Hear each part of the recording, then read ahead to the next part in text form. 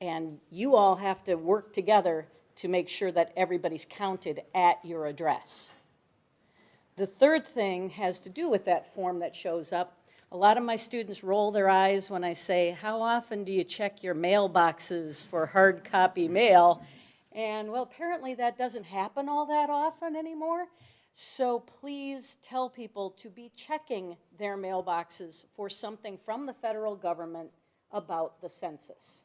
Because it'd be easy to just think this is junk mail or something else, and maybe bring it up with the rest of your mail and dump it on the table and not do anything with it. So please help us get those details out so that we can get that full count. And with regard to why should we claim Ames instead of where we come from, public safety is also one of the things that's funded by those federal dollars. Incentivizing, I mean, is there any venue we could go to for that? I would ask ISU administration. but- Strongly worded email. Perfect. I yield. Senator Beal. So if I'm right, the enumerators who are going to get paid, right? They start later, like more towards the summer, correct? So students will be gone by So then, they'll start at the end of April. at the end of April. Okay, so We know May 9th is a big day. yeah. So- I'm nervous about students filling out their census before they leave. Has there been any could we work with landlords to maybe directly contact their tenants, maybe signs on doors of apartment buildings? That could maybe be effective, like just another more maybe trusted venue. Sure, I or think those are avenue? great ideas. My experience has been, until spring break is over, we're not getting a lot of people's attention. We have started our campaign. You may see some of those bus boards and social media posts out, but really, once spring break is over and students are back and we're focusing on the end of the year, that's when we really want to push hard, and those are great ideas. Working directly with landlords to help them encourage students to fill out their census forms, just the heads up to look for them.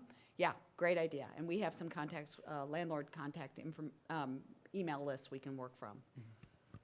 I yield. Director Hoffman. Hi, yes, I'm a community advisor out in Friley, and so this is kind of a question that I've been getting from some of my residents. They have talked about the census and whatnot, and there's just been, I guess, a hesitation for some of them because they don't really see Friley as, like that residence hall is like their home, maybe as much as an individual who lives in an apartment on campus. So I guess what would you just say then for different community advisors who are trying to answer some of the questions for residents? Well, I hope this is an easy answer. So dormitories are considered under group quarters, and we work directly with the Department of Residence to do a mass fill out. So we don't believe that each individual room will actually get a census form. We believe that the Census Bureau will work directly with the Department of Residence to double check the rosters and fill out the census forms that way. So, sorry then, are residents then not having to fill it out individually? I do not believe that they will have to fill it Okay. out individually. Amazing. So it takes a lot of the Yeah, a lot of stress out. Okay. Yeah. Awesome, thank you. Ex officio Luis. Yeah, so this isn't as much as a question to Susan as it is just an idea for everyone else. I think off the top of my head, something I just thought of is student government could do maybe like a resolution next week. I know there's only 2 meetings after this, saying the importance of the census, making sure to fill it out, making sure to mention how it's safe, easy, and important. And I think that this would be a good time if anybody wants to or thinks that that's a good idea to, after this, get in touch with Susan to come up with some of the ideas for the whereas, blah, blah, blah, all the different things that are really important about the census. And I think that'd be a good way to encourage students to get involved in this. And I think that'd be something that we could do. That's just an idea I came up with. So if with that, I'll yield. Vice Speaker Strader. Yeah, I was just, to end this, I am working as an enumerator over the summer in Ames. I think the census is really important. It's paid very well. It is very easy to apply. Come hang out with me, and we'll go do this together. That's great. Council member. So one other thing, it is required by law that you complete the census. So I don't think the APD is going to be out there arresting anybody, but it is a legal obligation for you to fill out that census, so pay attention.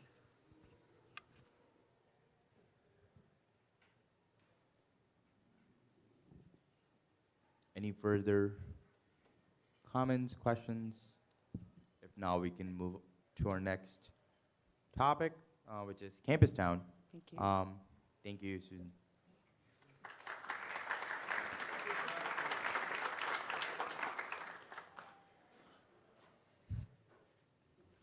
Hello, I'm Steve Shanker, City Manager. Believe it or not, the summer's almost upon us. And for those of you who's staying here this summer, anybody going to stay with us all year? Well, that's good. We like to have you here, but the trouble is we try to compact a lot of street work and capital improvements in a small period of time. We try to wait until after graduation, which is in May, and we try to get all those projects done around the Campus Town area before August 15th, when most people start coming back. Now, that assumes it doesn't rain or any other kind of event they might have, and that's very hard to do. One of the big projects we're going to have this year, which is going to affect all of you, is the reconstruction of Welch Avenue. Now, we actually did this in campus, downtown a few years back. With all the redevelopment going on, and I don't know if you support the redevelopment or not, but the water and sewer system that's underground there on Welch Avenue is over 100 years old. If we're going to continue to redevelop, we have to upgrade those. And that's the good news. The bad news, if you probably weren't around when we did downtown on Main Street, we will be excavating that whole street almost from building to building. Sidewalks are going, everything. It's going to be very inconvenient to you. Now, we're going to make it so there will be some wood paths on at least one side to get into all the restaurants and other retail facilities there, but that middle of the street is going to have a big sinkhole in it for a long time. Now, we tried to get it done before August 15th. We took bids on it, really tight time schedule, and actually the bids came back almost $800,000 over our estimate. So the council still wants to get this project done. It's needed, again, to have the proper water pressure and sewer service out there. So we redesigned the project. We're sending it out to bids. The problem is to give the people more time is what they asked, the contractors. If they were going to bid, they need more time. So we're going to rebid it. Hopefully it'll come in within budget. We'll still start this summer, we hope. The bad news is up from Lincoln Way up to Chamberlain. We thought we'd keep moving water and sewer past that south, but I think we're going to try to cut that part out of the project too, because we have to get it done as soon as possible. So that's kind of the good news and bad news for you, and it's going to be pretty messy, I think, when you come back in the fall, and for all of you are going to be here in the summer. We will try to keep the businesses open on both sides, but it's going to be tough to get in and out of them, just want to tell you. It'll be tough to congregate in those areas if you wait to get into those facilities. We've got some other good any questions on that?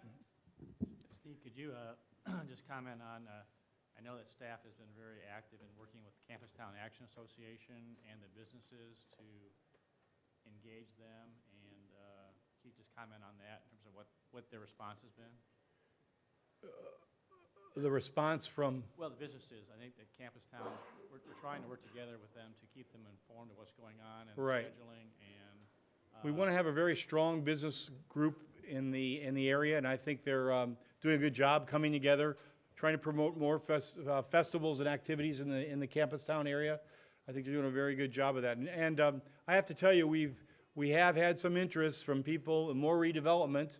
There's some areas along Lincoln Way that you see there's opportunities there to redevelop. There are interested people coming in to redevelop those areas. So I think you'll see continued redevelopment, positive things for all of you, services in that area. And we've got good leadership now, I think, in the Campus Town area. And a lot of good things are happening. I think it's going to keep, you picture Lincoln Way at Stanton. It's Stanton, isn't it? Am I right? Stanton. So we're waiting for the study, the analysis to be done and brought back to the city council from the traffic engineer, see if that's warranted. Council is committed to bike paths. How many use bike paths? Bike paths in the system? Council is committed to putting in almost at least $1.2 million each year to improve bike paths, on and off-street bike paths throughout the city, through parks and also commuter-type bike paths. Next year, I think we have $1.6 million program. We exceeded that number. So there's some exciting things you'll see in improvements to our bike pass system throughout the city. That's good news. One of the biggest projects we've ever had in a long time, we've talked about for many, many years, is the extension of Grand Avenue from Lincoln Way South to South 16th Street. It's designed to take a lot of pressure off of South Duff, so people who aren't going to deal with the retail area there can bypass it to get down south. And believe it or not, we're going to start building that this summer. We actually had some very attractive bids, and we're going to start building that. It's a bridge or two involved in that, and the actual 4 lanes. So that'll take you all the way from Lincoln Way all the way down to South 16th Street is our first movement as far as that project. So that's pretty exciting. Other projects that you might be, I'm trying to think of other projects you might be interested in that,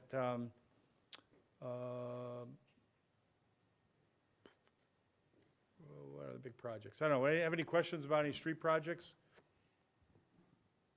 Senator Hanyang. So with the reconstruction of Welch Avenue, during the summer, we have less students, but more incoming students for orientation programs in Destination Iowa State. How will you anticipate that this will affect those students coming on as they want to, get a sense of campus, but also get a sense of Ames in a greater sense? They're going to get a very unfavorable sense of campus down. I can't color code it. I mean, make it rose-colored glasses, make it rosy for you. Excuse me. It's going to be. I've gone through this in downtown, and their sidewalks will be gone, and there'll probably be wood sidewalks there for a period of time. It really will be like that. It's just like that, and we're going to try to. I would like to try to actually market around it to make it a kind of exciting, different kind of experience, but probably people will avoid it as much as possible. But we still want you to go down, and we want you to be there to visit and do business with all those restaurants and bars that are there. We really do. It just, you won't have large crowds. There won't be spaces to assemble out there. You'll have to go inside and enjoy that environment. So it's going to be difficult. I can't tell you anything about it. That's a really good question, and then the question becomes, how can we help promote what it's going to look like when it's done and actually turn a negative into a positive? So maybe there's some ways to try and either, I don't know if you get orientation, Facebook posts or other kind of media, because there are some cross sections that were done showing there's going to be bike paths on both sides. The sidewalks, I think, are about the same width or just a hair larger, I believe. But there's 2 lanes of traffic still, because side ride goes up and down that. But I don't know if there's what other images you might have that we can maybe cast the vision, and if you guys help us spin it positively. And actually, you have ambassadors, right, that do the tour groups and stuff.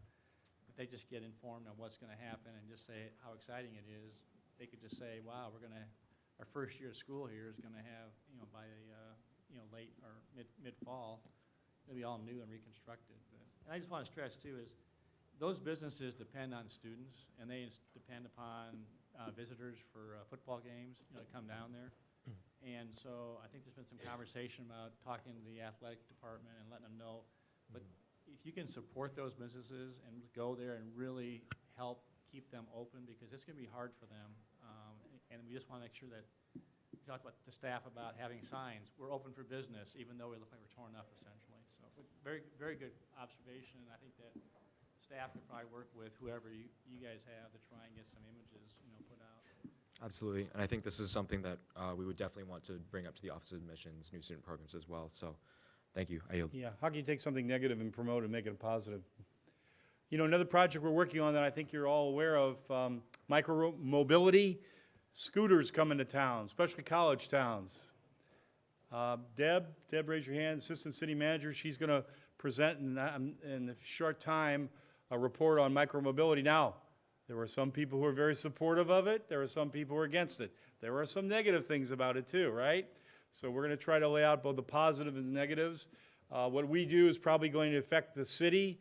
Quite frankly, the university will have to make its own policy decision on how they handle scooters in the area. So the council are going to deal with it. We're approaching is if it's coming in.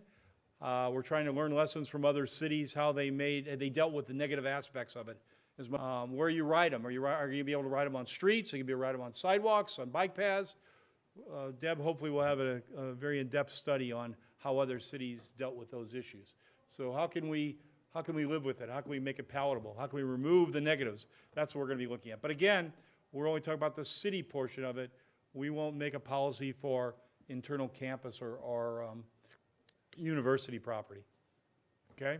So you want to stay tuned on that. The council hasn't even been introduced to it yet. It'll be coming soon, and I'm sure there'll be a lot of discussion on it before a final decision is made. How about you all? Do you all support scooters? Think so? Okay, that's interesting to know. On campus too, off campus? Okay. There's mixed. Yeah, it's a mixed bag. So, All right, mixed bag, is there? Councilmember Young. So something that's really important to Campus Town is the fire station. Could you talk a little bit about the potential relocation of that? Good point. That fire station has been there many years, not as long as the pipes in the ground, but it was actually a little bit of history. The first fire department, actually, the university had their own service. They decided, and they decided to partner with the city. The first joint where the university helped pay for the city department to take care of the campus actually housed the fire station at the old stadium. Everybody know where the old stadium was? Yeah. And then they moved from there to Welch Avenue. And the university helps pay about a quarter of our budget, our fire department operating budget and capital, to service all the campus and all the surrounding farms too. We provided for that. But as you know, as Campus Town has grown, not necessarily in size, but in density, it's very dangerous to all of you. It's dangerous when we have to either respond or even going back into the station, we have to back up with the crowds that are there. So we think for safety purposes for Iowa State students, we're going to have to move that station. So we're looking to move it out. And we're looking at places along State Avenue. We want to move it out, but still be in a close proximity we can respond appropriately to the campus and then service other parts of the city too. So the council hasn't made a decision on that yet, and quite frankly, any decision to actually build a fire station will have to be voted on. We'll need a bond issue referendum that will need 60% approval from those voting in the election. But we are talking about moving that station out. So the question will be, what do you do with the station? And there's a number of options. You could try to renovate that into something else for the city or the university. You could tear it down and try to, we're also talking about maybe an expanded plaza area, a very small plaza in Campus Town, maybe expanding that area, maybe using that, tear it down and use that area for expanded plaza area for the Campus Town. We could also sell it off because that and downtown property is the most expensive property in the city. A developer could come in, take that piece of property, acquire the building just to the north of it, and maybe have a nice redevelopment project. So those are all the decisions that actually the council will have to make. And also the partner on that first station actually was Iowa State University. It's the only station we have to date that the university helped contribute to construct it. So I think we need to talk to them about the ISU administration, of which you can have some influence, I think, too, on what we do with that particular property. But you have to have a bond issue that passed first. But we really think it's time to move that out of there. The density in there is just too dangerous for all of you, and we don't want to see anybody get hurt. Good question. I yield. Ex-official Leeson. Cool. So I was going to have two questions. One of them about the public plaza, but that's kind of been addressed. I, by the way, think the public plaza is a really cool idea, and it is kind of contingent on the Welch reconstruction and on the relocation of the fire station. So if both those things happen, public plaza would be a great way to sell to students the idea of, you know, coming to campus, seeing a beautiful campus, and also having a great space. And that's been one thing I've been really appreciative of on council, which has been the ability and desire to redevelop Campus Town and really recreate it and define it as a student space. And that's been something that's been really cool to look at over the last couple years. But my question was in relation to the crosswalks. I get a lot of complaints from students, and I relay those. Oftentimes in the same spots. Is there like an easy forum through which complaints about potentially unsafe crossings could come to the city outside of me? And if so, could you relay that to? Sure, people you can listening? we have an app called Ames on the Go. You can fill that out. You can go online and do that. You can always call the city manager's office at 239-5101, or you could call the Public Works Department at 239-5400. So you can do it on online app, or you want to talk to somebody, you could call us directly, call my office, one of my assistants or myself will help you, or directly to the Public Works Department, ask for the traffic engineer, and they could talk to you too. It's very easy to do. What's the like process that typically goes through? Because like Well, if it I've brought these up in the past, and then I'm not saying that they haven't been done yet, right? They're being worked on or whatever. But Right. like, what is like the timeline for this type of? Well, that's what you got to, if it requires a study, which a lot of these require an analysis done, what will happen is we'll ask you to write a letter probably to the council, and then that puts it in the queue where the council refers it and stacks up all the other the project requests coming in. So it'll take a formal request if it's something major that needs a reconstruction of a sidewalk, or you want to put a flashing signal or a street light or something. Minor type of corrections we could do ourselves. So we'll have to probably get that referred to staff, council, if it needs a lot of work. Cool. This has been one of the more important things I've thought about since I first started as ex officio, was getting the blinking crosswalk. I live in the area, and every single morning as I walk to class, I have never had a car stop for me except for maybe once. And so it's really cool to see this at least coming toward Yep. a better conclusion. Cool. I yield. Thank you. Senator Blair.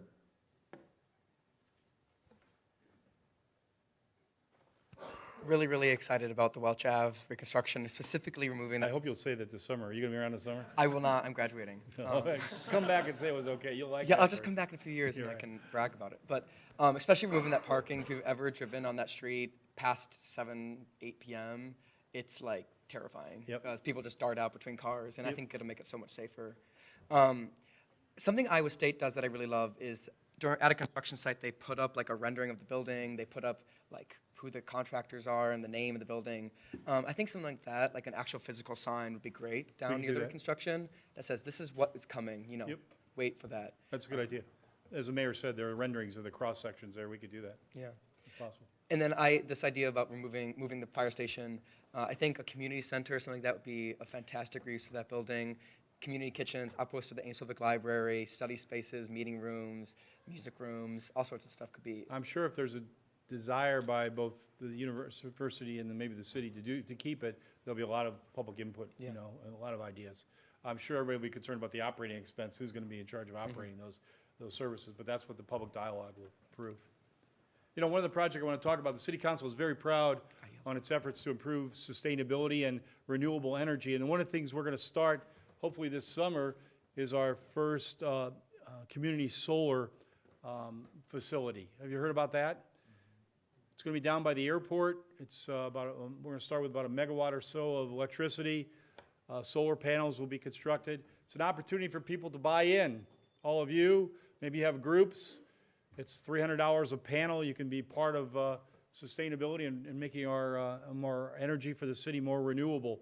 As a group, you could buy it. You can also contribute it. You can buy it in your name and contribute to a church, to another entity who pays electric bill because there is a small rebate involved. We hope that's not the thing that motivates you most of all. It's making our energy with the city of Ames more renewable. But it's kind of an exciting opportunity, and you can go to our website, Susan, where can they go to sign up? I'm not raising money for any political campaign now. It's for the community solar.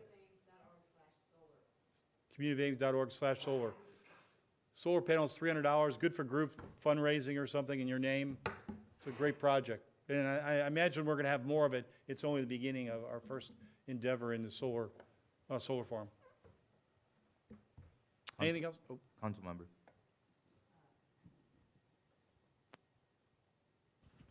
So, in regard to Devin's question about the crosswalks and safe crossing, I want to just remind all of you that if you live in Ames, you have 3 representatives on the city council that are your own. You have a ward representative and you have 2 at-large representatives. And we love to get email that tell us what you think, because otherwise we don't know. So please send us an email. I think the email address is mayorandcouncil@city.ames.ia.us. I'm sure you all remember that one. But we would like to hear about that, and we've often gotten those requests for new flashing lights at crossings and that kind of thing. Each year, I try to remind everyone who's new to the city that we're unusual here in the city of Ames. Every street you travel on is not necessarily a city street. Every crosswalk you use is not a city crosswalk. So think about it this way. They're called institutional roads. If there is university or state property on both sides of a street, that is actually under the jurisdiction not of the city of Ames. Probably, it could be the campus, let's say. So you could go down to one segment of 13th and Stang, and it could be the western segment of that crosswalk. That's actually, if you can picture it, has university property on both sides. That's really under the jurisdiction and the responsibility for improvements from the university. Whereas you can go to another part of the town and it would be our crosswalk. You can also see different speed limits sometimes. You can go down 13th Street, and as you go 13th Street east of Stang, if you can picture it, there's university property on both sides. University is empowered to make, to establish the speed limits there. That might be different than what the city council establishes. That happens as you go out Mortensen Road. If you think about going out Mortensen Road, when you have university property, you know, by the towers, just west of the tower on both sides. So it is kind of confusing to people. So sometimes we have to tell you we got to work with the university. It's something we can't fix, but and the sidewalks are the same way.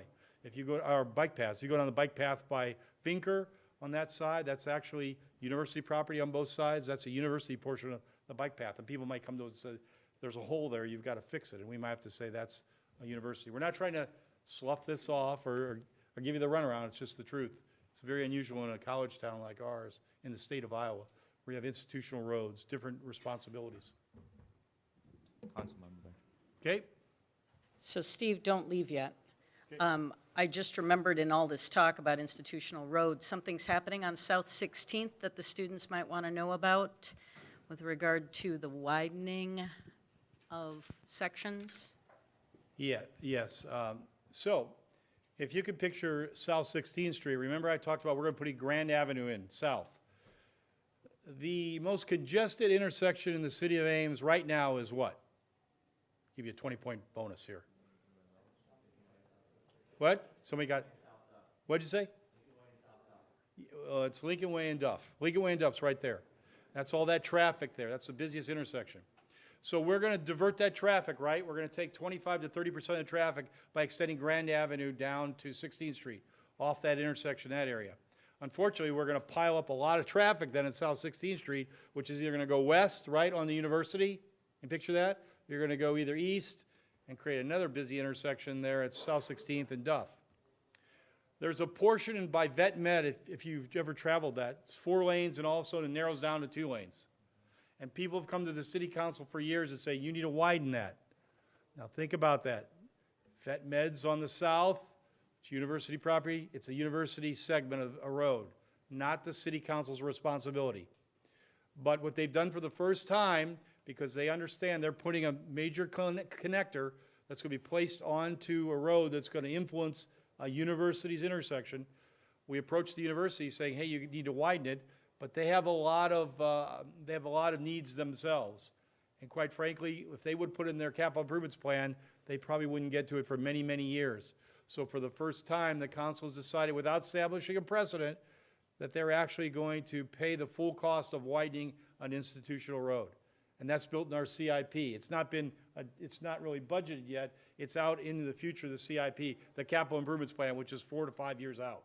We couldn't do it in the first couple of years. It's $2.7 million to widen that section. But that'll be a good improvement, and you got to give, I have to give council credit for doing that, because we could have said, you know, it's the university's responsibility, they can't afford it, so we're all going to suffer from it. But they stepped up on it, and at least it's in the plan right now. So that's going to be a major improvement, I think. Can you talk about the compost? You discussed the composting. We just started composting initiative as well. I think Susan can help on that. We'll promote that, yeah. Any other questions on streets or anything else about the city? We can get sustainability efforts next. That sustainability is next, yeah. Any other questions on streets or what the city's doing? Any other area that services you receive from us you have concerns about? Senator Issues? Hello. So I've heard the intersection of Mortensen and State Avenue, while it's fairly quiet most of the time in the evenings and like rush hours, because there's no traffic light, it backs up a lot and it's hard to get through. So are there any plans to Well, mitigate that somewhat? That's one of those areas, Mortensen State. No light at all, what does that mean? After shower, right?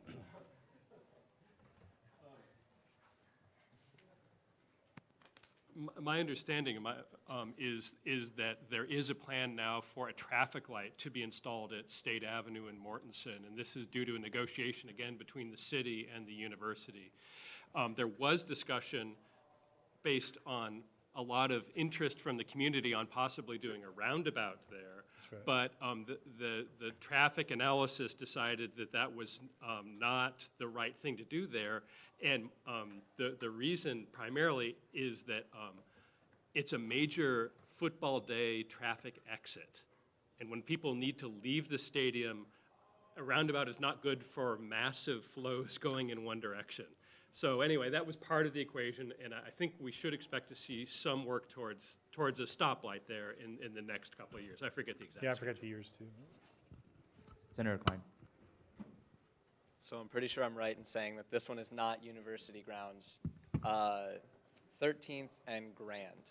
There is no arrow. If you're going east on 13th, trying to turn left onto Grand to go up to, say, Walmart, I live in Freddie, and every time I try to take that turn, it seems like one car makes it through that left lane turn per light cycle. Has there been any talk about adding an arrow on either direction, west or Actually, east there? yes, but it's not as easy as adding an arrow, it's adding a whole lane is the proper way to do it. 5 or 6 years ago, this capital improvements plan, based on a long-range transportation plan, actually had us widening that intersection, which allows for individual turning lanes. It became quite heated for the city council. There was, to accomplish it, we were gonna have to take major portions of perhaps 10 homes, front yards out, and the council decided to defer that project. We're waiting for the long-range plan to come back. I think it'll probably still be a project that will show that it's needed, and we're looking at ways to redesign that, maybe that would take less front yards off of private homes on that. So yes, they're looking at it. It's been before them for a number of years. Is the reason that we can have a four-way arrowed stop at, say, Stang and 13th, which I believe it is, that's university ground? Or why is that allowed, but you would have to add an extra lane on 13th and Grand? Yeah, I just don't know, I don't know the specifics, but at Grand, we need the extra lane. You could put the light, but that you maybe have to have stop all 4 directions. It's not as efficient as be able to make people turn, at the same time. You want to move traffic few. It's a very congested area. So the correct way to do as far as the traffic engineer is to have the extra area. All right, awesome. Thank you. I yield. Councilmember. Oh, by the way, there's neat things we're doing. The council's approved about $7 million in intelligent traffic design, where we're going to have the state-of-the-art traffic sensing devices. People always get frustrated when you go up Lincoln Way, you go up Grand, you go South Duff, that you have to stop all the time, and you're stopped there and there's no cross traffic. Gets you frustrated.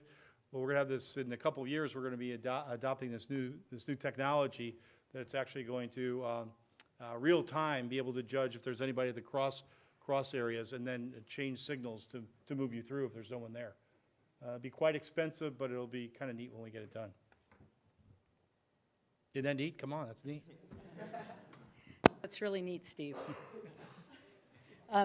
Speaking of the traffic signals, we're also working to install voice signals at various locations for accessibility and trying to enhance that citywide. This is, actually, I was going to respond to the question about 13th. The traffic engineer's report said that there would be too much of a delay, and Right. Grand is Highway 69. So it involves the state as well as the city, and so it wasn't possible to just do the light. Yeah, you want to move one, you want to move multiple movements, not just one movement at a time as you go around. It's a big delay. Further questions or comments on Campus Town as a whole before we wrap up that conversation? Seeing none, we'll move into our next topic, which is sustainability.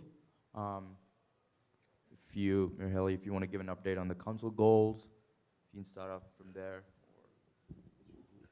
Well, I'll defer to either Councilman Garten, Martin, or Junk, if they want to jump in here and talk about what we talked about at our retreat, as well as where they're thinking on the sustainability part. And I will just add that Ames has been committed to being sustainable for a long, long time. It was 45 years ago. We had the first in the nation waste-to-energy plant. And it's amazing, but we process between 2 and 2.5 million pounds of waste a week at that plant from 13 different surrounding communities and Ames. And I think there's like 150, 200 loads that come in per day. So the closest landfill that would potentially accept this, if we would shut that down, would be Des Moines. So you can imagine all those trucks going down to Des Moines every day with all the waste. And then we converted the power plant from coal burning to natural gas 3 years ago.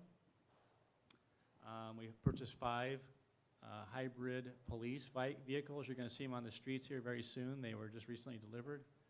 But I think the estimate was 40,000 pounds of carbon is going to be reduced from being emitted because police cruisers idle so long. We got 2 electric buses coming for Cyride, and we got surprise grants for that one, as well as looking at trying to expand the electric vehicle charging stations as well. So we are definitely committed to that. We've also got a greenhouse gas inventory, which is in process right now, and that will be followed by a climate action plan will be developed after we get the greenhouse gas inventory results back here within the next, I think sometime this year. I'm not sure what the exact timeline is. But it has been something which has been front and center with council for a long time. The key is that, the other thing exciting is interesting is that we have, we converted 5 snow plows this winter to B100. It's 100% plant-based or feedstock-based fuel, and that consumes 10% of our fuel for the city, those 5 trucks. And council is not too excited about converting all of them because if it didn't work very well, you wouldn't be very happy because you wouldn't have roads plowed. And anyway, the good news is that they have a technology that allows it to work, and we actually have been very successful. So there are different initiatives and ways that we're trying to make sure we can maintain services to the community while also improving sustainability. But I know there's other things that council may want to talk about or point to in addition to that. Unless I stole their thunder. Anyway. Rachel or Tim or David or Lori, you want anything in?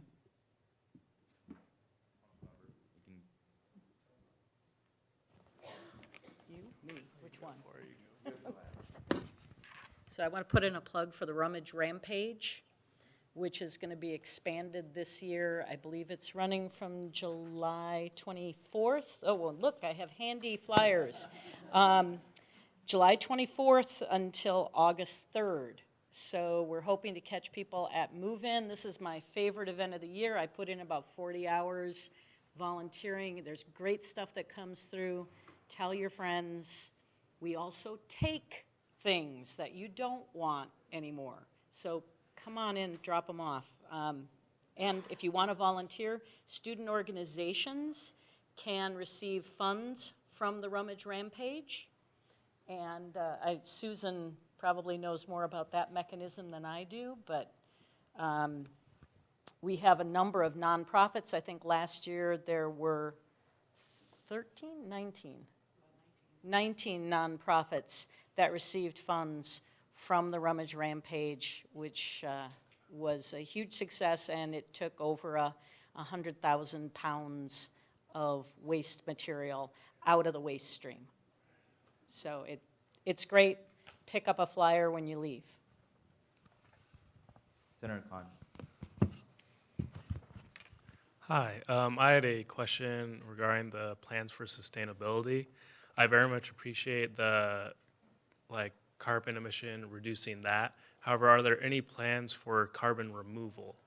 because I know that there are some professors, like in the engineering fields, that talk about like converting carbon into like possibly asphalt or into fuel itself. Therefore, instead of just as opposed to just reducing the amount of carbon emissions that we produce, it takes carbon out of the atmosphere and removes it.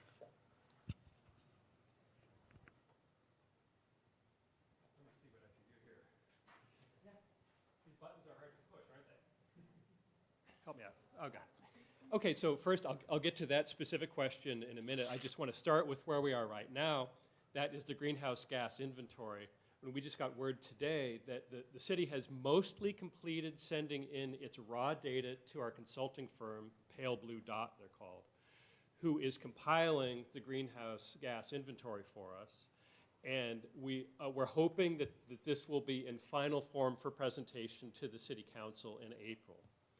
So armed with that information, our plan is then to go forward and launch a climate action plan in response. And I really want to credit the city staff for figuring out how to get the funding for that in our current year's budget so we don't have to wait on budgetary issues. But we can go ahead and launch that once we figure out how to do it. And so it's the climate action plan that will take the current baseline emissions from the city as input and will issue recommendations for how to improve that over time. And part of our idea for the climate action plan is to engage the community as much as possible so that we get the expertise for people like you're talking about, a professor who might know of a better sequestration method than we're aware of right now. And we might be able to evaluate those things and see whether they're practical for Ames or not. But so that's, I think, those are the questions that we'll tackle in that phase of the project, and it's just too soon to say whether we would be able to act on them or not. Thank you very much. I yield. Councilmember John. I was just going to talk a little bit about our composting program because we haven't brought that up yet, and I think it's a great opportunity for students to get involved with. We're currently in a food waste diversion pilot project, and so you can purchase either the starter pack or the basic pack. It either comes with a bucket and a lid or just the bags if you already have a way to store your compost. But basically, you just fill up the bag and then take your punch card to one of the two drop-off sites. There's 3 places to purchase your starter pack or basic pack, and it's a good way to divert this food waste into composting, which is a lot more sustainable than putting it into our trash to be burned. Our resource recovery center sometimes has problems with maintenance because of the amount of wet trash that we're burning, and so a good way to combat this is by composting more frequently. And I think it's a way that students could have a lot of impact if one person in an apartment has one of these composting bins. The amount of food waste that we'll be able to divert then would be, awesome. I yield. Ex officially.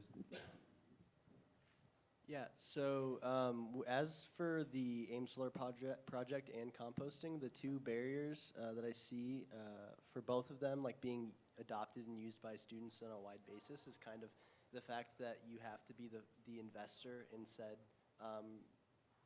basically in the project itself, and students don't as much like spending money. So my question for student government is to ask, is there any value that any of you see in trying to fund or helping work toward basically assisting in some of these projects to make them at least get more use from these projects out of students from these projects? Because I think that for the Ames Solar project, it's kind of a large question as to whether or not some student is going to spend $300 for a solar pack that lasts 20-some years, but then they can sell back or pass on. It's not going to be, it's kind of hard for a student to use that, and so that's something that I've talked to people in the city about, like, are there ways that, we can try and get more students involved? And so that's another question that I have is, does anybody have any ideas for student involvement? I see a hand. That's my question. Senator Khan. Hi.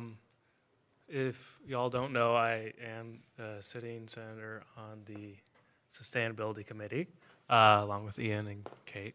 And currently, there are plans in terms of like students for composting at Freddie Court, as Ian has been spearheading that pretty well.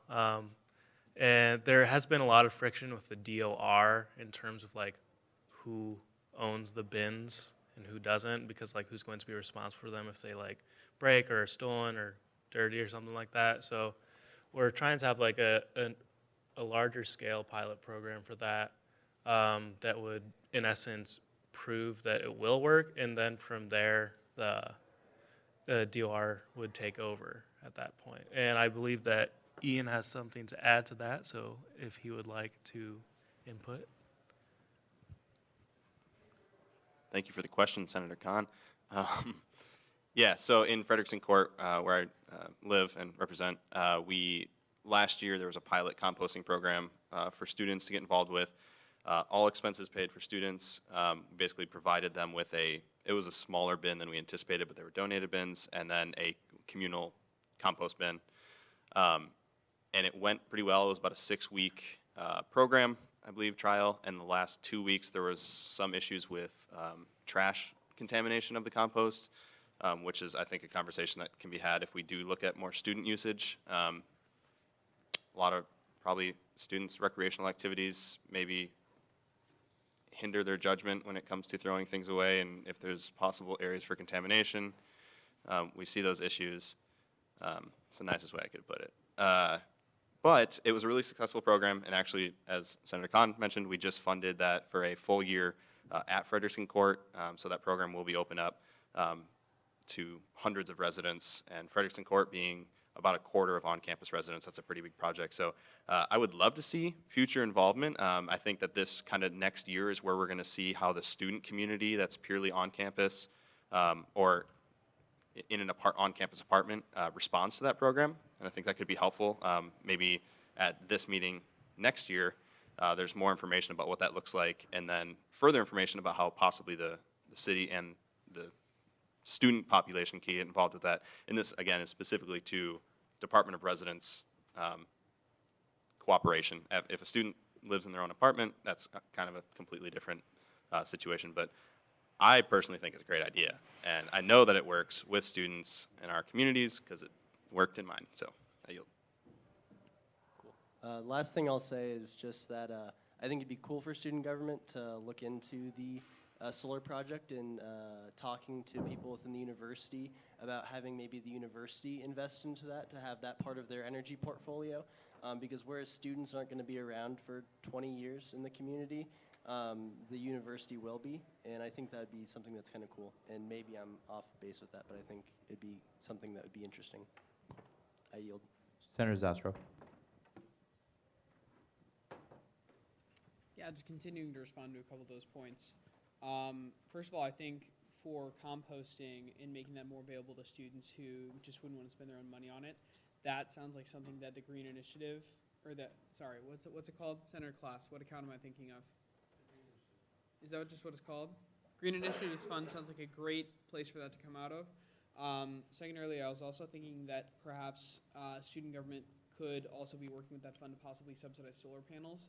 And maybe that's something that the UROC constituency could look at to work with landlords. One reason that students probably aren't buying the solar panels is because they're not making the long-term investment, because they're not the ones who typically own their own houses here, who own their own apartment buildings. So Green Initiatives Fund would be good for, and that UROC could be looking towards next year. And I appreciate the consideration. Yield. Senator Searles. Yeah, I actually had written down, and I don't even know if this is feasible to talk about it, but I'll throw it out there so I don't forget. Student government investing in the solar farm to kind of help offset our own electrical usage, leading by example. I don't know, that's kind of the thing I throw out. And I'll talk to Vice Speaker Schrader after the. Vice Speaker Schrader, would you like to address that comment? Yeah, I think students are really interested in sustainability. It's something student government can look at, and I think either your committee or finance committee could be a great place that we can, after this meeting, take that and see how student government can better invest in the programs the City of Ames has. Yeah, perfect. Thanks. I yield. Senator Hania. this is very similar to what Senator Zastrow was talking about, but I think a great resource for off-campus students and student government to reach out and city council to reach out is property managers. So a lot of property managers have incentives for the people who lease out of them.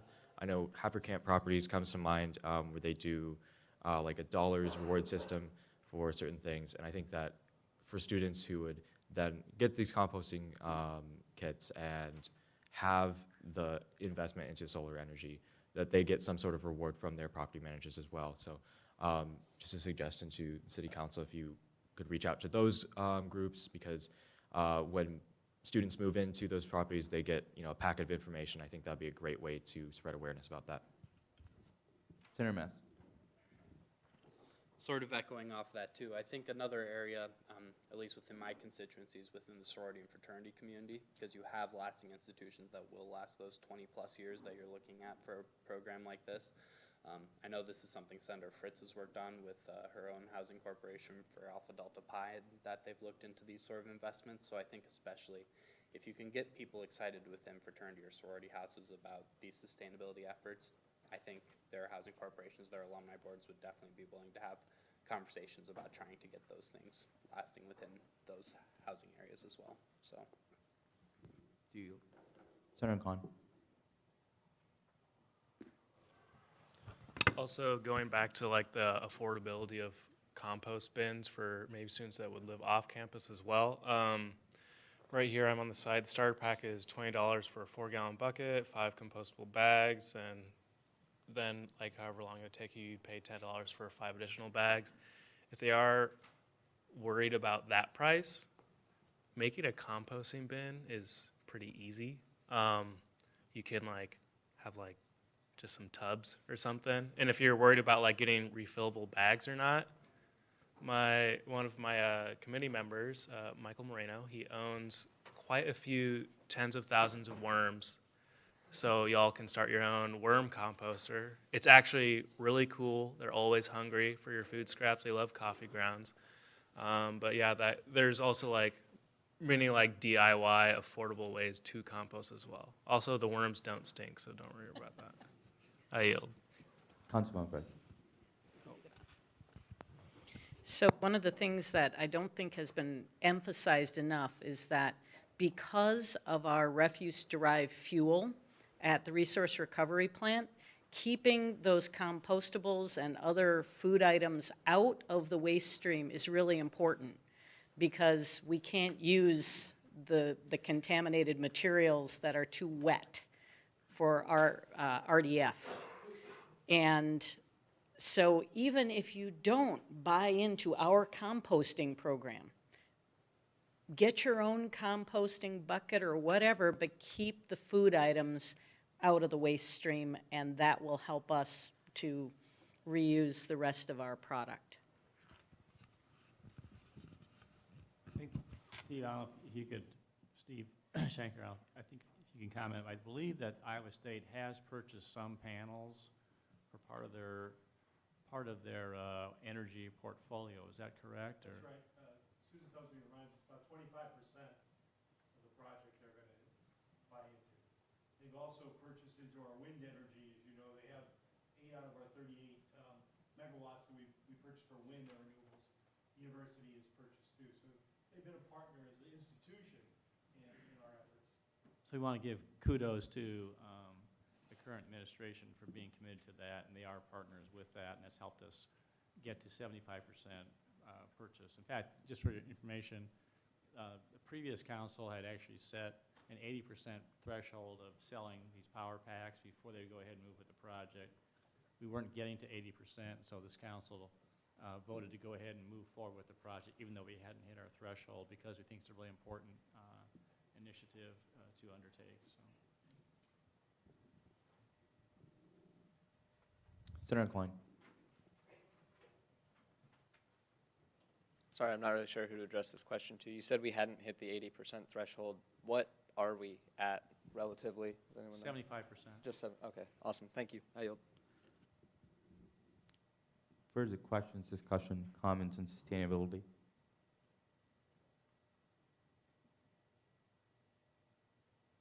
Senator Frith. Mike. So it sounds like Zach brought up buying into the solar program, 80 Pi. Yeah. So I was actually able to talk to my housing corporation board and get them, committed to buying into that once the new budget comes up in March. And so that's just been something that I've been trying to work with, through the Collegiate Panhellenic Council, working with other sororities to get that implemented, buying into that program, because I think that's something that's really cool. So thank you guys for setting that program up and being committed to that, because that's really awesome. Further questions, discussions? Well, seeing none, we move into open forum. Open forum is an open discussion for issues or any comments.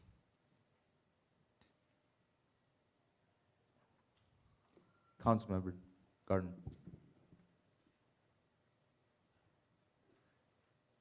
This is a good opportunity for me to say thank you to, there we go. Oh, it's Donnie. Here's one. Thank you. One of the things I like to do when I come to this meeting is just say thank you. I have been really impressed with the number of Iowa State students that are plugged in and giving back and serving in the community on top of your already busy schedules of studying and working. Your Iowa State students are very involved in our schools, mentoring, working with kids, serving in a variety of different ways. And so just know that we see that, we appreciate it, and I just want to say thank you for that. Ex officio. Not to call anyone out, but I believe Vice Speaker Schrader had something that he brought up to me about a week ago about potentially bringing up at the meeting in relation to the way that we appoint people to our boards and whatnot. Yes, thank you. Every time we have these meetings, council members and, the mayor, mentions that we would like students to be involved in our boards and commissions.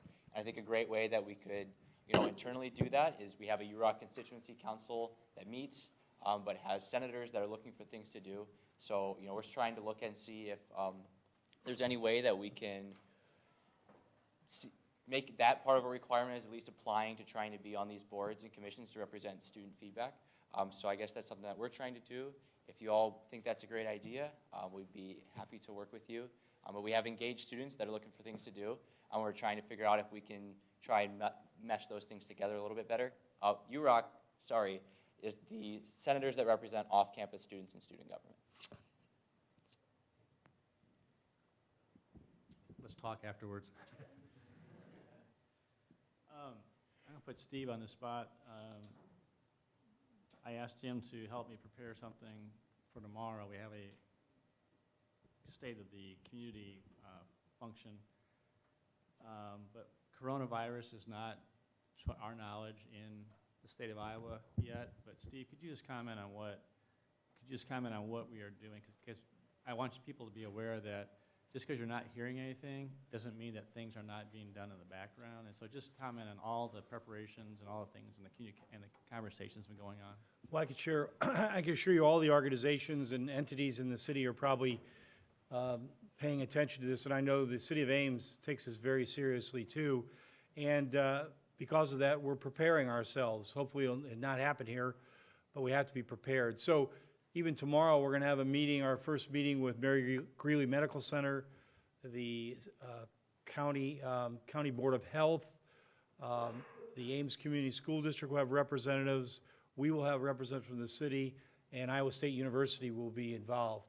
All of us have different responsibilities, and we'll be planning separately, but we think we have to come together to see where we can help each other, where we can partner. There'll be definition of roles. I know they call all our office all the time and ask us technical questions about the virus. We're not the appropriate party to respond. It'll be Mary Greeley and the Story County Health Department. What we're going to focus on, though, is, from the city of Ames, is continuity of service. We have to think about how we're going to continue to provide critical services to citizens as the outbreak occurs. And it's going to be very challenging because it's not only you who might suffer from it, but what happens if there's an outbreak in our police department and I can't get anybody in to even patrol the streets? What if that happens in our fire department? How can we guard against that? How can we isolate people, our employees, so they're not susceptible to that? We may have to talk about discontinuing non-critical services. Our Parks and Recreation programs might have to be curtailed temporarily. Council meetings, anytime we have gatherings, we might have to have council meetings separately for televised for people at home, let's say, to see. We won't allow anybody in the council chambers. Council members might be at home on FaceTiming us, we have it. So we're talking about all those things and what we do to prepare. And it's, it's kind of daunting and kind of scary. It's, if we have the people here, I'm confident we can continue our services. But you got to prepare what happens if you don't have a full complement of employees in all the critical services. It could be electricity, water. We have to keep the water, electricity. You want all your emergency response people there. So we're going to plan for it, and we're doing that now. We're not taking it lightly, and I'm sure the council expects that of us. But there's a lot of partners. We do a great job of teaming with Iowa State University and with Mary Greeley and the police departments of both jurisdictions. We'll be talking, and school districts, and we'll be as ready as you can. And then we're going to have to be prepared to be flexible because things we never expect will happen, and hope it just never deteriorates to the point where we can't control the situation. But I want you to know that we're thinking about it. We're going to be prepared as much as we can for all of you. And I know you'll be going home shortly to your own communities or working or other places. I'm sure they'll be prepared. And the people who are staying here this summer with us, I think you should feel safe. We're going to do all that's humanly possible to keep you safe. Councilman Bridge. So I'm the chair of the University Communities Council for the National League of Cities, and coronavirus preparation is of concern to university communities, college communities across the nation. And so I want to encourage all of you, if you have not read President Winterstein's update letters that were sent out via email, please read those. And also, there's a website that has been put online here at Iowa State about the coronavirus updates. So you can read there what the university is doing, and you can help do your part to keep the virus from spreading. One of the things I've emphasized to my students is that the president is asking for flexibility when it comes to class attendance and illness. If you do not have to be in class when you are ill, please do not attend. Even if it's influenza B, sorry, Devin. Even if it's something like that, we know that college campuses are the place where everything spreads because you're living in such close proximity to each other and sharing resources and technology. So please just do what you can to remain healthy and keep everyone around you healthy. Thank you.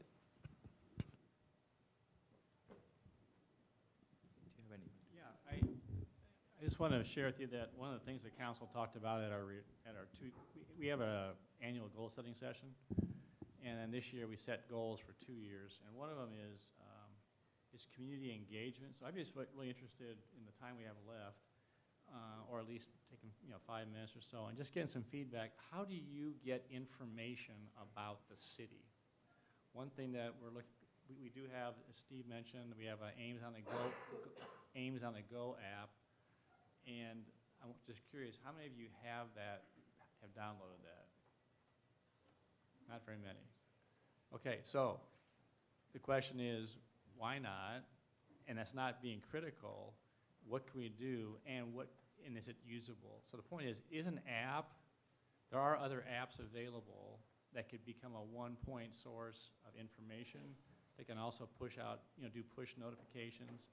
But we understand that we can potentially leverage technology more to try and get more out to individuals, but it also relies on individuals wanting to get that information. We can only push out so much. But I'm just curious, is it through Facebook? Is it through Twitter? I mean, Susan, I don't know how she keeps up with all the different things that she's doing to try and get data out, but how do you get that, and what do you want to know about? I know we talked before last year about snow ordinances and when you're going to start plowing the streets and when it might get towed. But help us understand that, because that's going to be really important, because we want everybody, we represent you. All students you're part of our residents, and so you're half the residents. We want to understand. So that's how I would get my information. The app, though, would probably be much better, and I think that's something that should be pushed by all of us so that it's much easier to have these numbers and information at our fingertips. Hey. Senator Ludwig. Yeah, so similar to Senator Heasley, I kind of just hear about things either from people I know, sometimes from local news sources. But that's kind of the main ways I hear about things that are happening. The app sounds great. I haven't heard about it until today, so maybe that's something we could push during like orientation at Iowa State. Could work with them to see if I know they often push the MyState app around that time, so maybe try and push both apps, because I think that'd be an awesome resource for incoming students to kind of latch onto. Yeah, I yield. Senator Hania. So thinking about this, similar to Senator Ludwig, I also did not hear about this app until now. Going through the orientation process a little bit, students in the last year were exposed to both the MyState app and then this ISU Guides app that helped with a lot of that information to getting used to campus. However, I think downloading 3 apps right when you come to the Ames and Iowa State community might be a little bit much. I find that students oftentimes are more concerned about the number of clicks or the number of links they have to follow to get to the information they need. And so sometimes having just a direct link to the website or to the information, especially through social media, gets a lot more awareness than an app would necessarily, since there is that extra effort. Kind of going back to something that Councilwoman Betcher said earlier about feedback as well, is feedback through email, as effective as it is and as specific as it can be, sometimes is a lot harder for students to do since they write a lot of emails for classes and such. And one thing that I thought of was having forms and feedbacks, and if those are already present on the website, making those more accessible to people from the front page, and just being able to have that for people who maybe have a sentence or two to send to the city. I think that would be a good idea. So, I yield. Senator Fritz. Yeah, so I know one piece of technology that Iowa State utilizes, at least for like getting the word out about like sporting events, you know, in different like college weeks, is like having text sent to people, because you can subscribe to like kind of a text listserv and then it'll send you text. Just because one of the kind of things I hear about a lot is people don't know like when to move their cars, you know, for snow or across the street, whatever. So maybe if there was some way that people could subscribe to a text, one of those like mass text things that could say like, hey, move your car, because you know that affects a lot of people in like the Campustown area as well as Greekland. So yeah, just an idea on that front. So instead of having people try and go to a website every time they're wondering about that, having the information come directly to them, so there's no misinformation or question there. Senator Zastrow.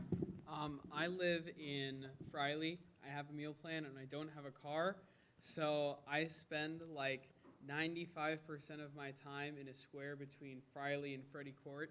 So I could go weeks about not knowing a certain like area of construction or something like that. So I don't think first of all, I didn't know about the app. I'll install it later, but if I needed to find out something about Ames, I would probably go to the City of Ames Twitter. I'll say I'm from Cedar Rapids, and the City of Cedar Rapids has a podcast. Comes out like once a month. It'll be like, like, hey, here's a brief little interview with our chief of police talking about what initiatives we're doing, or they'll have some stuff about, oh yeah, the construction downtown. Here's what's up with that. I mean, like honestly, it sounds like little clips from tonight's meeting, and I don't know, maybe something to look into. Give that a listen. It's some interesting stuff. But yeah, so I would say Twitter is a good place to go.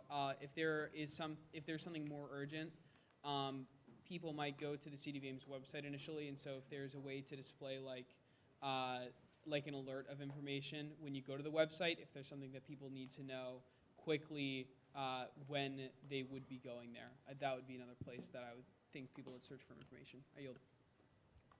Councilmember Martin. Thank you. I'd just like to clarify that the app we've been discussing, Ames on the Go, is really designed more as a reporting tool for people to let the city know that something needs attention from the city, whether it's a pothole or that sort of thing. It's not.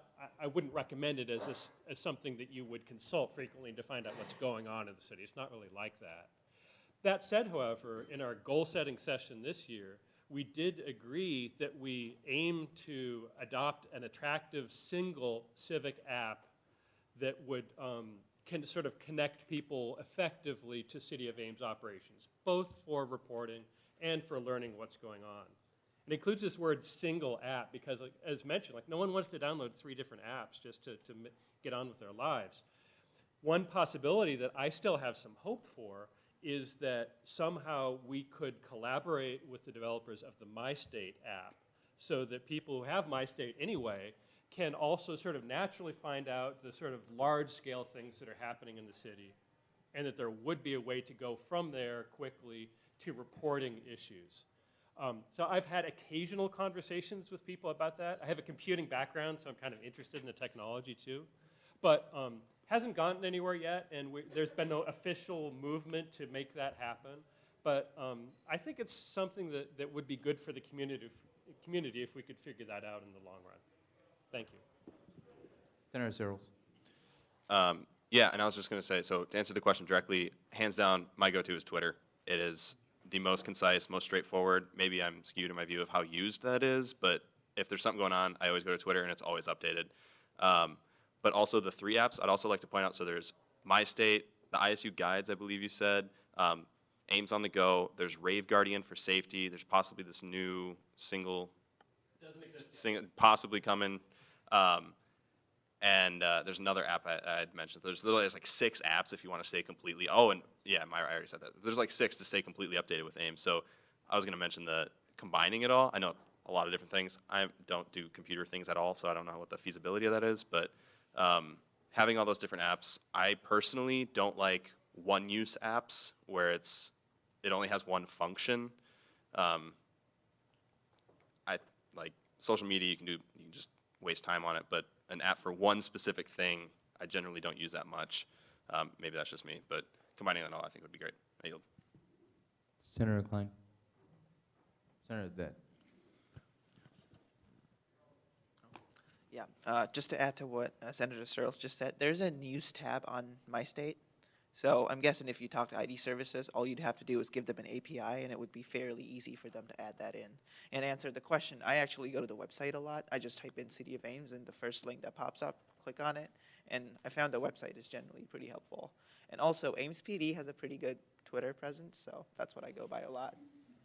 I yield. Thank you. Senator Johnson. Okay, my go-to is the Instagram feed, and somebody asked me yesterday how I knew about the voting that happened in Ames yesterday, and all the information I need is usually on Instagram. I might recommend doing some user experience testing on the Ames City website. It can be difficult to get to things that aren't obvious there. Like, we have this amazing fitness center in our city run by the city, but it's really hard to get to like the fitness classes without doing a few gymnastics on the way. So I might look at doing some user testing there. But yeah, the ISU PD and the Ames PD Twitter feeds are my go-to if I feel like there's an emergency on. Councilmember Young.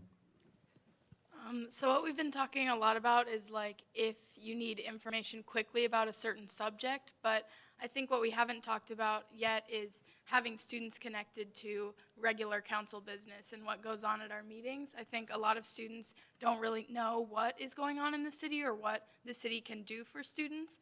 And so we usually have great reporters from the ISU Daily reporting on our meetings, and they're usually in the Daily Dose the day after, so you can stay up on what the city is doing in city council meetings. We also always appreciate input All of our agendas go up on the city website the Friday before a meeting happens, and so that's a great way to just look over the information, see if there's anything that interests you, and then you can shoot us an email all at the same time or come to public forum at meetings. That's always an option as well to stay up to date on council news. And all of us as council members try to keep our constituents as updated as possible. I'm trying to use my social media more, but the City of Ames social medias are all great as well to stay up on that news too. So, thank you. Except for Shalisi. Okay, to answer the question, I use Twitter basically to get information really quickly.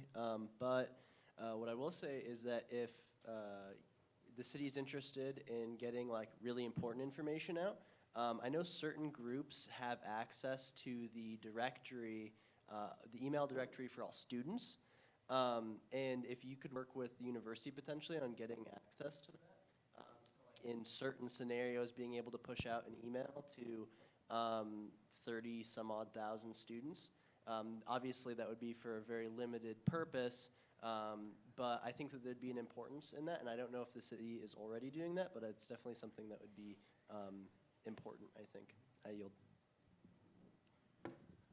Seems like we've been a little over time.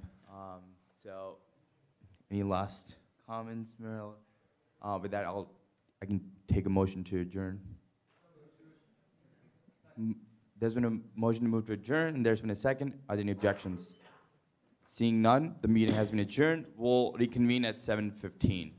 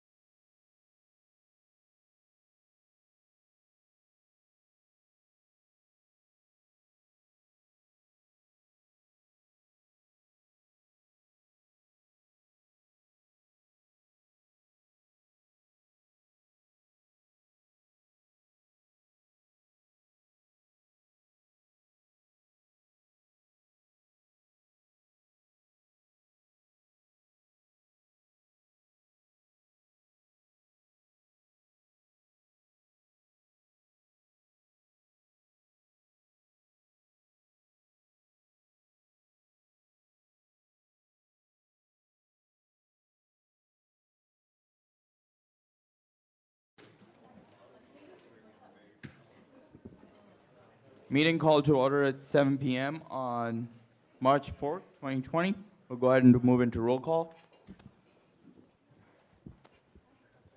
Senator Vet. Oligard. Bender. Blair. Hahn. Crabb. Culbertson. Dollinger. Fritz. Green. Gonzalez. Hanyang. Easley. Johnson. Class. Klein. Klein. Lipford. Ludwig. Mass. Meredith. Mitchell. Origer. Rice. Rinchi. Rolling. Samanu. Schrader. Searles. Stanley. Samuel. Tonette. Zastro. We'll go ahead and move into Pledge of Allegiance led by Madam Speaker.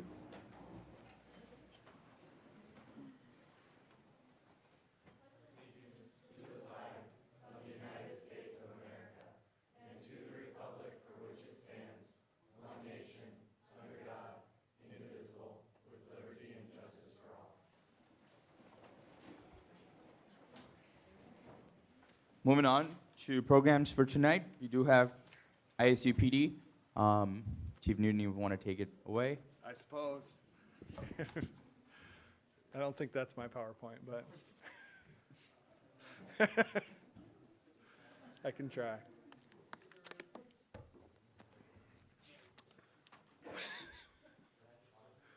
Yeah.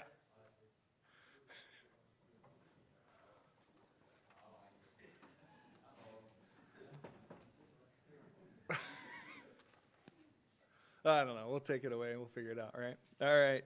So in meeting with my student advisory board, the student advisory board really felt at some point it would be good to come back to student government. It's been a while since I've been here to chat with student government. And so after talking with them, we thought it'd be good to come back, talk about the Department of Public Safety. You know, my role is Associate Vice President for Public Safety and Chief of Police. And so I have some unique areas of campus that cross everybody's path from time to time. So we thought it'd be good at least tonight to cover the police department side. And then I know there's been a lot going on this semester and last semester that you might have questions and you want to ask about. I would think, anyways. So we could talk about kind of what's going on campus. The vision of our police department is really it's about moving forward, building community. A lot of what we do is about building community. I heard you all talk about our Twitter feed, and I appreciate that. You know, we try to. It's important for us to be part of the community and to really be show people that we're human, because sometimes law enforcement doesn't show that side of things. So to me, it's really important as an organization that we're part of the community and that we're building community with there. I put our mission. I'm sure these slides will be shared with you or however you all do that. So I won't go in depth into it, but it's about the secure, safe learning environment.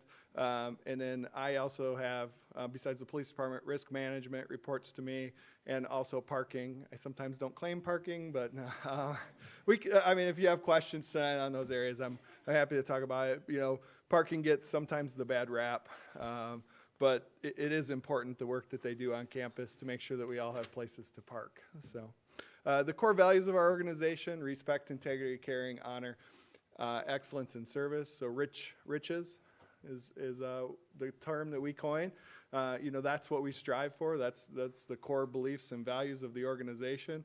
And that's what the expectation out of every team member that's part of the department. Just some pictures of the DPS staff. We really have a diverse makeup of folks and individuals that are with the department. We currently have, we have budget authority for 41, 42 sworn police officers. I can tell you I don't have that right now. There really is a crisis in law enforcement of getting people hired and finding people. And, but that's what we strive for is 41 officers for the department. I'd like to share pictures. You know, our taxi cab campaign went over really well with folks. And then we're out there doing a lot of events in the community, handing out donuts. A lot of you have been around for our Donut Disrespect campaigns and some of the other fun stuff that we try to do as an organization. Structure of the organization, you can see there's the police department, the office of risk management, and parking.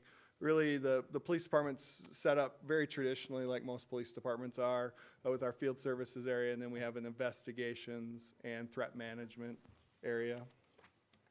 Overview, a little bit of overview. I like to highlight this at times. Almost all of our folks with our department are college graduates.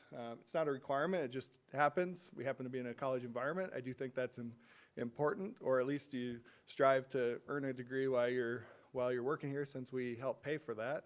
23% of our staff does have master's degrees, and we do have over 30% of our police department is female, which is way above the national average in that area. And so we strive to really have an inclusive, diverse workforce, and we've been spending a lot of time on that over the last several years. Just some degrees that our police officers have. I always like to show it because it's not just criminal justice. It's like all over the board. People come to us with, I have an IT guy who is part-time police officer for us. We have, it's a real mix of folks that come into our department. Our community outreach efforts are the things hopefully a lot of you are seeing. Our Facebook, our Twitter, and our Instagram following has continuously increased. We do have more, last I knew we had more Twitter followers than the university had. So we're like going back and forth at times. So we strive to have that because we can hit a really good base. But we do a lot of outreach events. And I don't have 2019 up there because we're working on our annual report for 2019 right now. But in 2018, over 49,000 people were served through on campus, which means we touched almost everybody in some way or form, but we'd also assist with things in Ames community, so that helps with those numbers. But self-defense classes, you name it, we're out there doing it. But most of our attention is on our Twitter feed because sometimes we just post things that are funny, hopefully. If you could play that video, that'd be great. And then I'll talk about the video, if you have audio.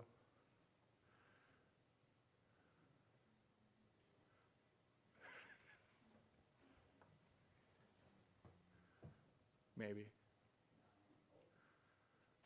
Well, then we'll just talk about it. So we did a partnership with the International Association of Chiefs of Police. One of the things they had reached out to me on was they wanted to spotlight our police department. We'll talk about why they work on it. They wanted to spotlight our police department and the work that we're doing in our engagement inclusion efforts, our outreach efforts, and then our LGBTQIA+ liaison program. The International Association of Chiefs of Police is a very large organization, over 30,000 members at times, attend conferences, 15, 20, 30,000, somewhere in there, because the conferences are kind of the largest thing that the association has. And they look for police departments out in the country that are doing things that they want to spotlight. And one of the things that we worked with them this year was to really engage and spotlight the programs that we have with the department. Figure it out?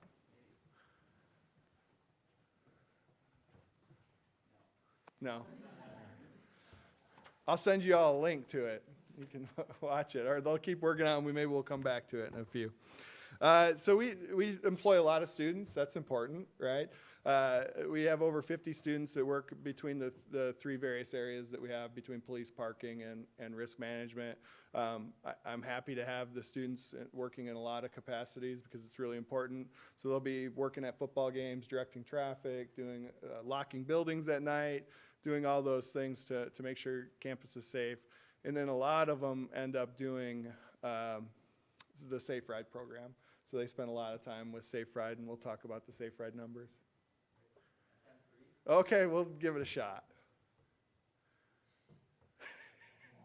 Oh.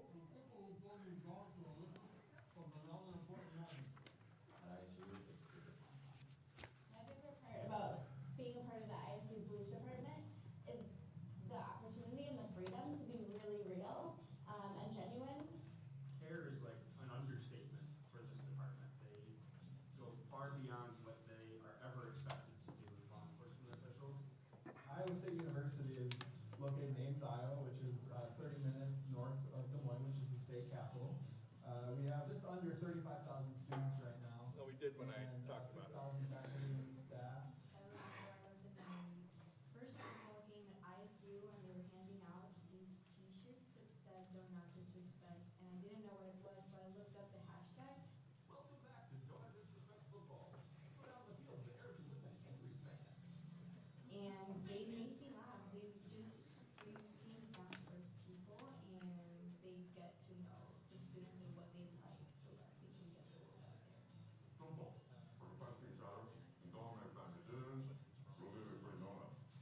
Immediately, we had places like MTV asking us if they could send them out on their social media site. We had international media organizations reaching out to us for interviews. And so it showed our community that, hey, we can have fun, we're in this together, and we can have a serious content with it as well. So we're talking about being respectful, but in a funny way. On college campuses, we're not immune to what happens out in communities and cities. And we realize that. And so what we can do is if we create a narrative of engagement and accessibility prior to an incident, hopefully one will mitigate or lessen the opportunity for those incidents. But then people also know we're not being reactive. We're not only doing this because something happened, we're doing this because we want to advance our Iowa State principles of community. Our engagement and inclusion officer team, or as we call it, the EIO team, is basically a team of folks that are really passionate about making sure our whole community feels like they can utilize our resources and services. That specifically means that we focus on serving those that have historically been underserved or marginalized by police. We're ready to say, let's try something that's just completely different. Why not try something that we'll see how it works? One of the goals of the Engagement and Inclusion Outreach Program is to help foster a culture of respect and equity that allows our students, faculty, and staff to work and study without fear or discrimination. One of the ways we do that is through campus conversations. The main purpose with the campus conversations is to understand where the community is coming from, identifying the issues that are important to them, and then also communicating how law enforcement would react to that situation, or at least how ISU police would react to that situation, and provide that mutual education and mutual interaction that can help stimulate the positive relationship in the future. You know, some of these projects that we're talking about, people came forward to us. This wasn't leadership pushing these out. And so for me, as a leader, it's great that they want to take the initiative. They want to go out and find new projects. And actually, those are the best projects that we have. In 2011, I reached out to the LGBTQIA+ Student Success Center to become a liaison. I didn't really ask for permission, I just kind of did it and drug the administration along with me. One of the largest successes we had was really being able to train the entire Iowa State Police Department on an LGBTQA specific training, everyone from dispatch on up, and to be able to really provide a depth around policy, practice, and procedure improvements for LGBTQIA+ students, so that they know that they can give a call to ICPD, and that call will be LGBTQA informed. Our department just fully wants us to do what we're passionate about and run with it. So for example, last August, the idea of the homeless outreach program just popped into my head. And then from there, I proposed it to my department and they let me run with it. And so I think that's what's so special. They support us in what our interests are. And I couldn't imagine being any other place. In March of 2019, we hired Kinsey, who is our mental health advocate, and also a therapy dog. Zosha has been absolutely wonderful for responding to incidents where we have individuals in crisis. And if having Zosha there helps them be more comfortable and more willing to sit down and speak with us, then by all means, we're going to bring Zosha and we can. So what's neat about our department's motto of it's not about making the difference, it's about being the difference, is it's the result and culmination of a lot of research, a lot of interviews, a lot of different people's perspective on what makes them passionate about this department. And so for me, it's all about keeping the connections, making more connections, just approaching it with that like ego-free demeanor and approachability and being like, hey, I really am here for you. So that was spotlighted at the international conference this last year. And has been played on government television networks, and we've featured it on our Facebook page and our Twitter page and done some of that. We're trying to share it more broadly because we're getting a lot of international attention for the work that we're trying to do, and we got a ways to go as a community, but people are starting to notice the work that we're doing. In a few seconds, I'll talk about some international efforts that we have going on that are just really interesting. We can go past that one. Talk a little bit about our stats. 2019's calls for service look very similar to 2018. We generally average in that over 21,000 calls for service a year, which I know sometimes surprises people on a college campus, and they range from a lot of different things, from a theft case to a welfare check. If you notice there, the welfare checks are one that I tend to highlight. They continuously are steadily increasing. Those are mental health welfare checks for the most part. And in the 2019 stats, you'll see a significant increase in those stats as well. And so we've really tried to spend and focus some of our time. That's where Kinsey is our mental health advocate. We're right on a year ago that she started with us. And so embedding a mental health advocate in the police department made a lot of sense. And then Kinsey came along with a great asset, Zosha. And we've been able to utilize them instead of sending the police officer goes with them out on the call, but sometimes it's just easier to talk to the mental health advocate versus the police officer. And a lot of groups are finding out about Zosha and Kinsey, and we're getting a lot of requests to come into students' classes. We've done a lot out at the vet school, and we've been working with a number of groups with that. But our calls for service steadily, some of them, the base number stays the same, but then those subcategories kind of change every year for us. Problem solving is really one of our efforts that we teach all of our brand new police officers. We use a failing forward model in training our new police officers, which is generally how teaching is done a lot these days. You're out there, you're learning as you go along, and you're responsible for some of your learning, and that helps them be better problem solvers for our community. And then, of course, we do a lot of special events. I have a full-time lieutenant dedicated to all the special events that happen on campus. There's hundreds of them that we work and that we're involved in, football being the biggest one that we have out there. And, sometimes we have to respond to things that happen. That wasn't this last time that folks went down. This last time we had a better circle around the goalpost and kept people away from there.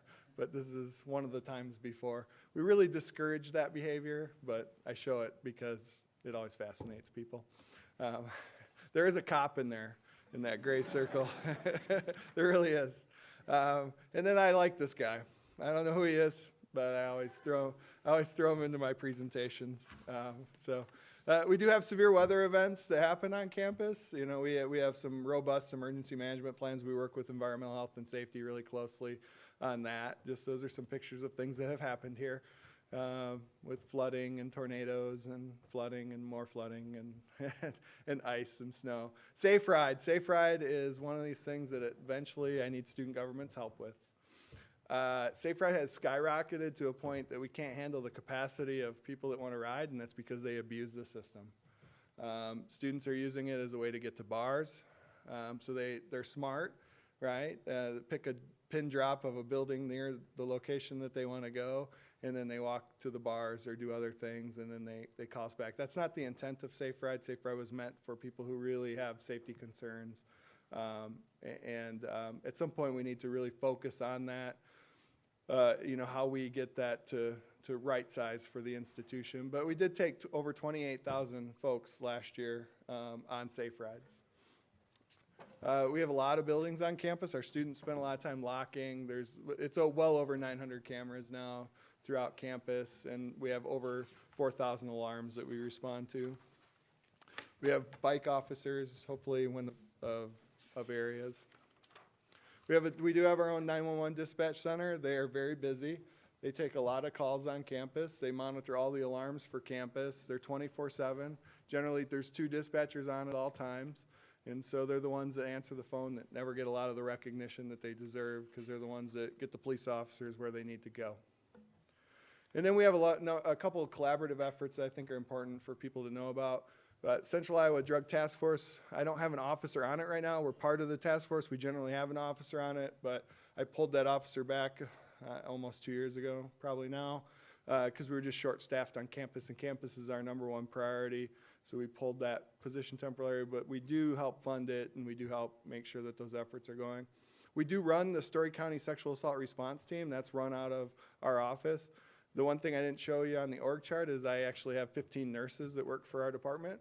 Those nurses provide all the SANE exams for anybody who goes in for a sexual assault exam anywhere in Story County. So different, unique service that we provide. We're involved in the national level on a number of initiatives. The International Association of Campus Law Enforcement Administrators, we continuously send people to NCORE. This year I'm going to have 8 or 9 folks going to NCORE.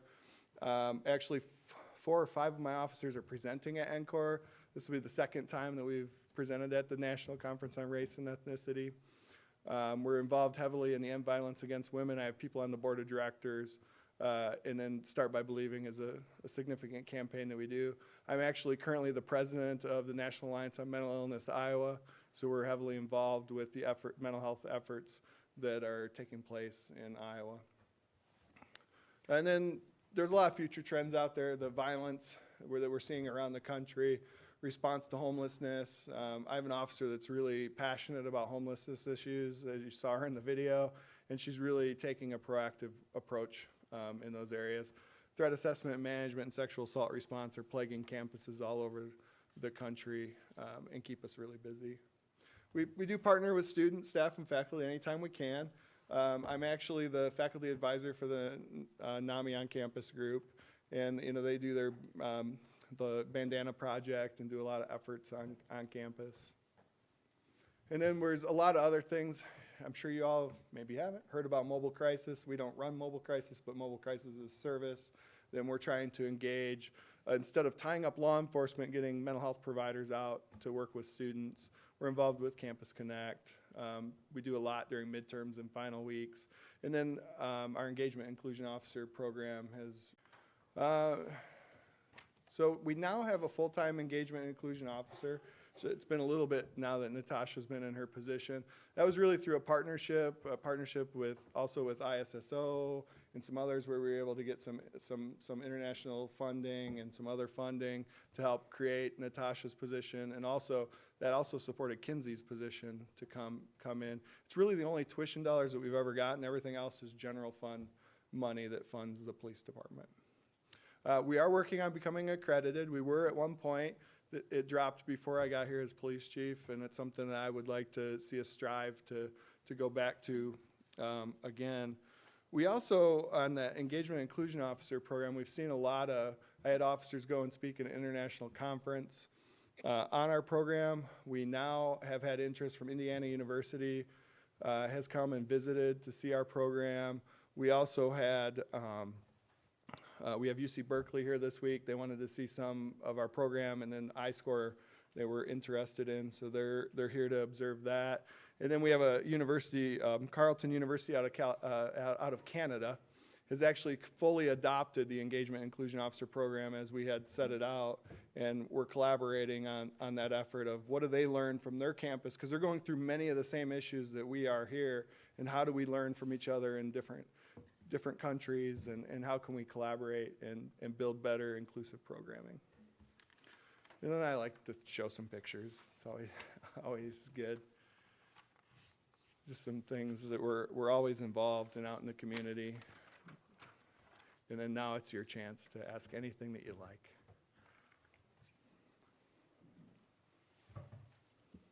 Senator Heasley.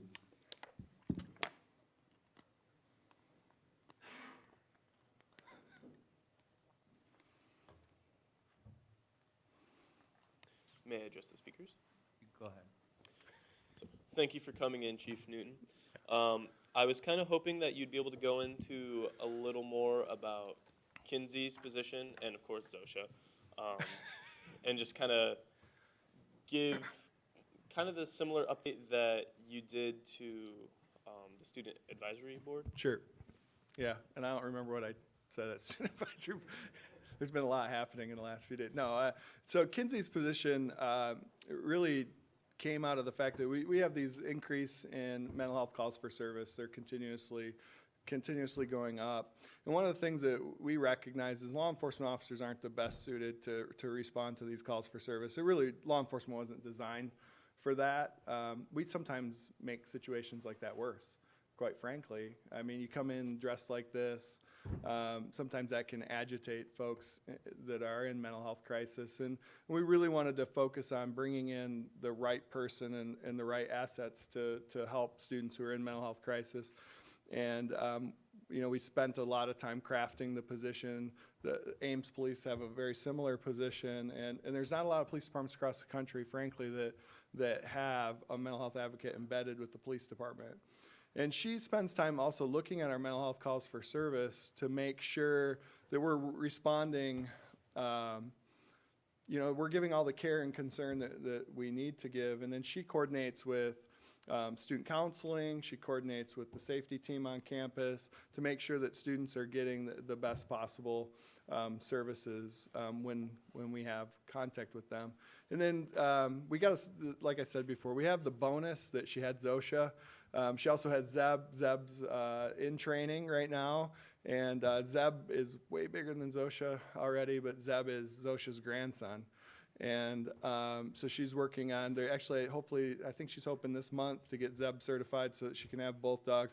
For the student advisory board meeting, she brought both dogs with her, so to get a little practice with that group. And half the student advisory board is made up of people here, so. But really we wanted to have better response to mental health calls for service, and that really is what brought that. I have a passion for mental health. I was involved with the National Alliance on Mental Illness when I was at the University of Wisconsin. I was president of the board there, and then the day I moved here, they called and asked if I would join NAMI Iowa, and I've been involved with that since the day I've been here in 2017. So. Does that help? Yeah, that's basically everything. So it's kind of what I wanted to hear and let everyone hear, because that's just kind of something that is pretty topical and usually on our minds. So. Yeah, I've seen on some of your agendas mental health and parts of that. And in this state, quite frankly, this state has a long ways to go. We're working. That's what the National Alliance on Mental Illness works on. That's why I'm on the board, is to how do we change what's happening in Iowa? How do we get us from being at the bottom of the list? I thought I was in a really bad situation in Wisconsin, and then I come here and find out it's even further down, and it's really a sad state to be in. Well, that's unfortunate. I didn't mean the state, but True. Anyway, I'll conclude my speaking privilege with Zeb and Zosha are very good pups. Probably one of the best meetings I'd ever been to. So. And if we ever want to get them in here, you just let me know and I can make it happen. You heard it here first, folks. Yeah. All right, I yield. Senator Meredith. Yeah, thanks for coming. I was just wondering if you could talk a little bit more about what it takes to become accredited and kind of just about what that means. Yeah, no, that's really good. So there's two accrediting bodies out there. The International Association of Campus Law Enforcement Administrators has an accreditation process, and then CALIA is kind of the national best practice one. There's a number of standards that you need to meet. There's several hundred standards that you have to go through. And so I have a person who's dedicated to accreditation effort, plus the assistant chief back here. I think he's still back there, hiding out. And I are definitely working towards, it's really updating our policies and procedures, making sure we're following the national best practices when it comes to the way we operate as a law enforcement agency. We're really close on many of our efforts.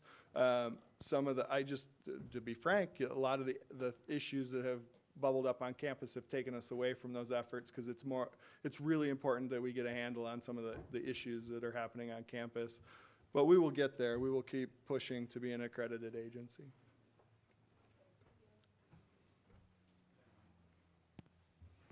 Senator Hanyang. Mr. Speaker. Go ahead.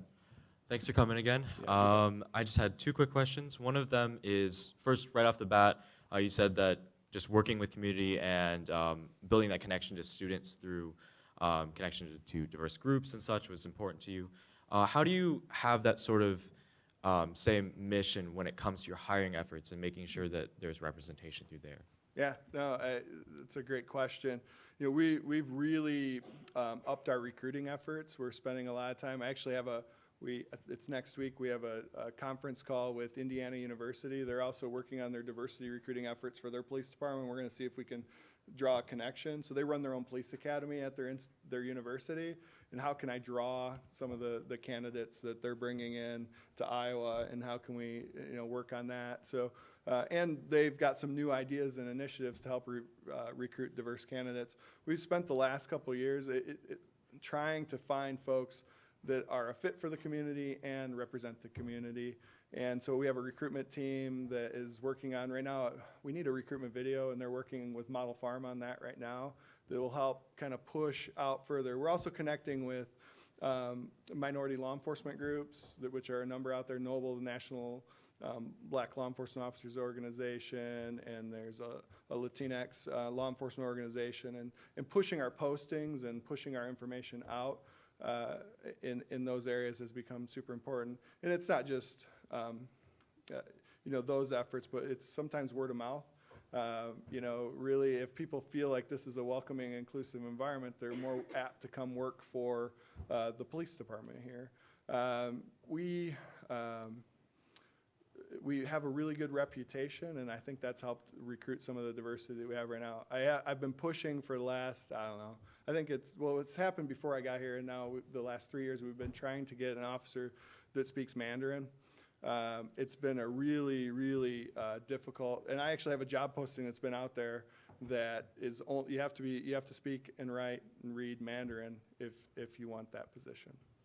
Yeah, and I really appreciate that, considering the meetings that you've been a part of and the campus conversations you have attended, and that you're paying attention to that. Another thing that I did notice back on where there was like the resources and programs that you offer, one of those was an infectious disease response. I know during our city council meeting they did talk about that up there? they did talk about the city's response to the coronavirus outbreak. So just talk about a little bit how IACPD is trying to handle that within campus and then internally as well. Yeah, we're coordinating, of course, with the senior leadership team on campus and also our emergency management team. We have a really robust emergency operations team here on this campus. The emergency management efforts are led through environmental health and safety. We have this tied partnership that we're working on these efforts. I'm actually assisting right now, and I help. One of my roles is I'm the liaison between the senior leaders and our emergency operations team, so I help bridge the discussions that we need to have. And I can tell you that the campus has been meeting for quite a while now on the coronavirus, and just in general, we've had pandemic planning. We have a robust emergency operations plan, and what we were able to do as soon as we knew that we needed to start bringing students back, international risk management reports to me, so I've been heavily involved in making sure that we coordinate as we're trying to bring students back from affected areas. And so those planning efforts that we did years ago and our exercising have really paid off as we work on our overall response. All right, awesome, thank you, I yield. Senator Fritz. Hi, thanks for coming in. So one of the things you put up there was like the VERT training. Yes. And I've taken that before, like through an on-campus job training. Okay. How are clubs and organizations able to request that from you? Can you talk about like a process of that or anything? Yeah, absolutely. If you go to our website and you go to our outreach page, there's an outreach email address, and anybody can request that training. We get tons of requests. Sometimes we ask groups and organizations to partner so that we don't get inundated too much. We see pockets of time, like we just had the shooting that happened in Wisconsin at Molson Coors, and we see times where all of a sudden now we have a whole bunch of groups that will want training. But yeah, anytime any student groups can ask for it. We used to offer it once a month, but we just didn't get the response. We found targeting groups just works better for us. Yeah, thank you so much. Yep. And I'd also like to just compliment your department really quick. You guys have a great presence on campus. People, I think you're very approachable for students. I, along with a lot of other people that I talk to, feel extremely safe on this campus because of the work you guys do. And I would particularly like to compliment Donut Day. There's nothing I love quite like Donut Day. Yeah, we'll have to do a coffee with the cop and bring out donuts sometime here as it gets warmer. Director RBC. Hi, my name's Raya, and I'm the Director of Student Health and Wellness. I just want to say thank you for your service. I come from a long line of law enforcement officers, so I know it's long hours, lots of stress, so thank you for that. And I just want to say thank you for your initiatives on mental health. Like, this is how we do it, y'all. This is how we get people safe. This is how we keep people at Iowa State and keep people here. Like, the recruiting that, like, I know people want to be safe. That was my parents' #1 issue, was how safe are you going to be here? And knowing that your police is on your side and that they're not just going to come if somebody stole something from you or broke in your house, like, they're going to come no matter what, and that they're prepared is huge. Like, this is how we do it. This is how we keep people safe, and this is how we keep people happy and here. And whether you're graduating or not, take that with you.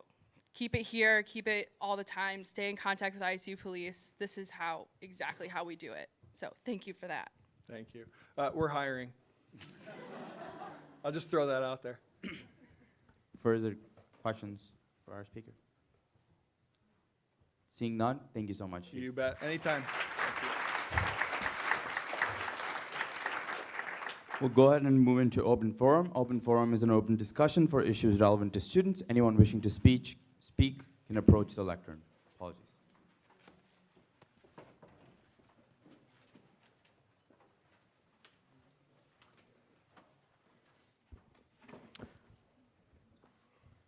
Good evening. I'm here today on behalf of my friend Andrew Grant.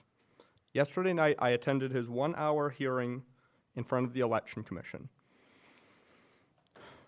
His violation was met with harsh penalties.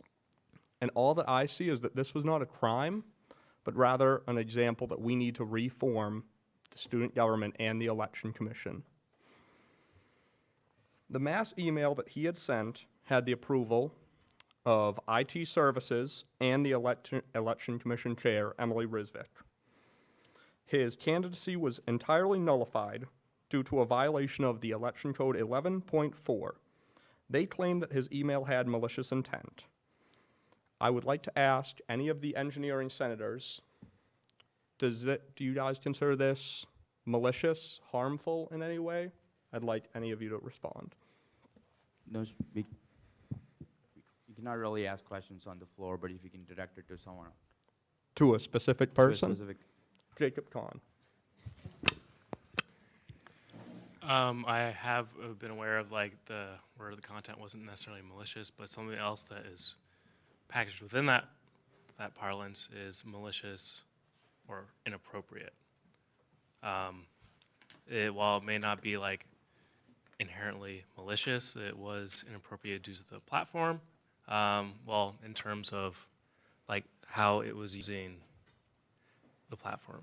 And to give an example for the malicious thing, if someone flew into unauthorized airspace, maybe they weren't trying to do something malicious, but it's still there, so they have to sort of assume the worst in a way. Just because they may have had good intentions doesn't mean it wasn't a breach of policy. So, another question for you. Do you think it was a good decision that he will never be able to run for the election races again, or do you consider a warning worth it? Senator Kahn is not on Election Commission, and he's also not a part of the Supreme Court. You can, I met with Andrew Grant today, and he's going to be appealed to the Supreme Court, and then he can ask those questions to them as well. It's not an appropriate time to ask senators about this. You still are free to talk about Andrew Grant's position, but the senators are not in a position to answer those questions. Thank you. Absolutely. All I'll say is that I've known Andrew, and I've known that he's a great guy, and I just don't think that this is fair. Thank you all very much. Thank you, Ryan.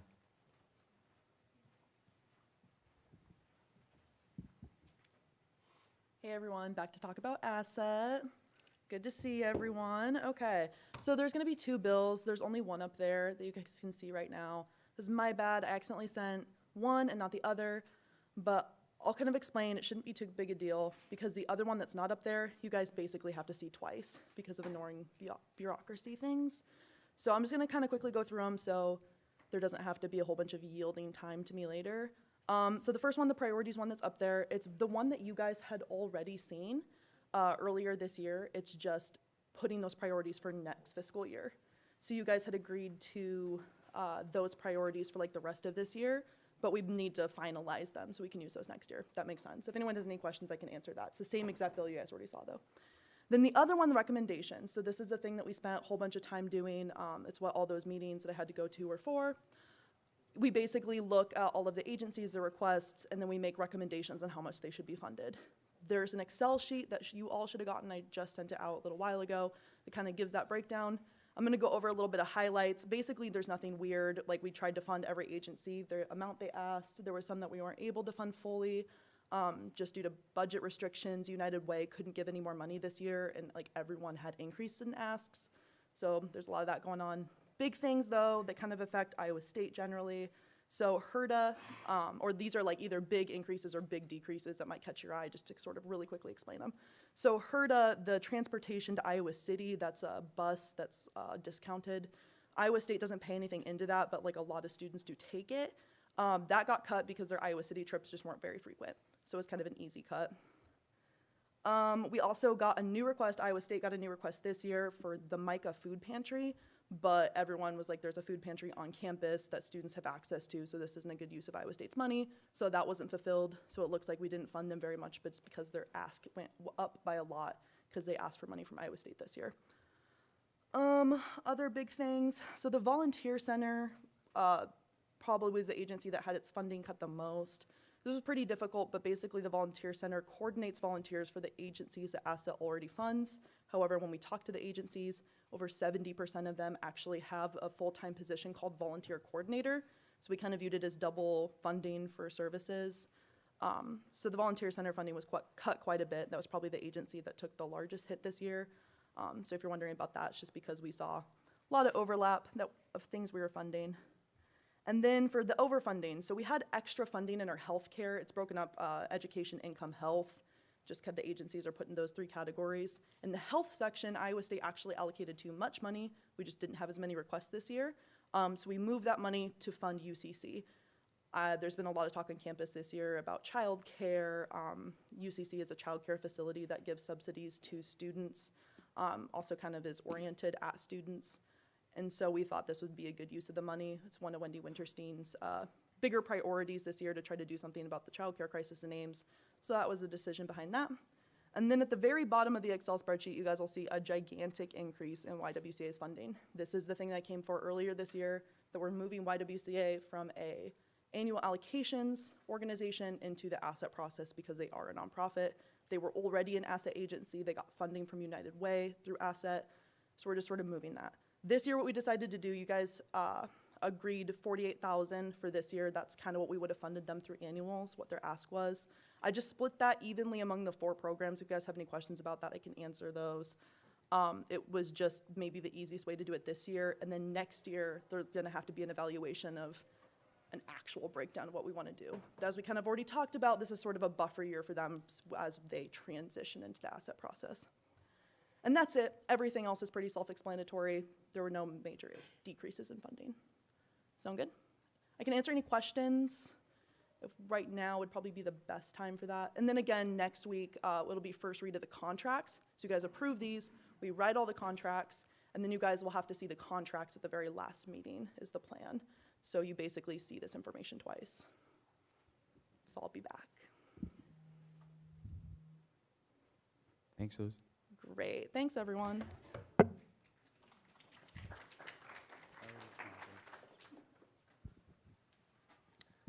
Hello, student government. My name is Logan Simonson. I'm a junior in electrical engineering. I'm here also to speak about the Andrew Grant election nullification, specifically with some procedural issues with his hearing. So per the student government constitution, along with the election commission constitution, the vote to nullify a candidate's election requires a 2/3 majority. He received 3 votes against him. 3 is significantly less than 2/3 of 12. I won't do the math for you. So that hearing is completely non-binding. Obviously, this is something that would have to go to the Supreme Court. But, Mr. President, we don't have a Supreme Court. We only have 24 hours to file with the Supreme Court. I would ask where we should file with. because we have 24 hours hit midnight here. Why Speaker Schrader would have the answer. Hi, the student government. Constitution and bylaws say that you should file with the student government office manager, which is filled by Senator Gonzalez at the current moment. So you should submit your filing for an appeal there, especially laying out the claims, or Andrew Grant should submit the appeal. Does Andrew Grant, I guess it's hard to ask, does Andrew Grant have to submit that appeal, or can this be anybody who noticed the violation of election code? Andrew Grant has to submit the appeal. Okay. Thank you very much.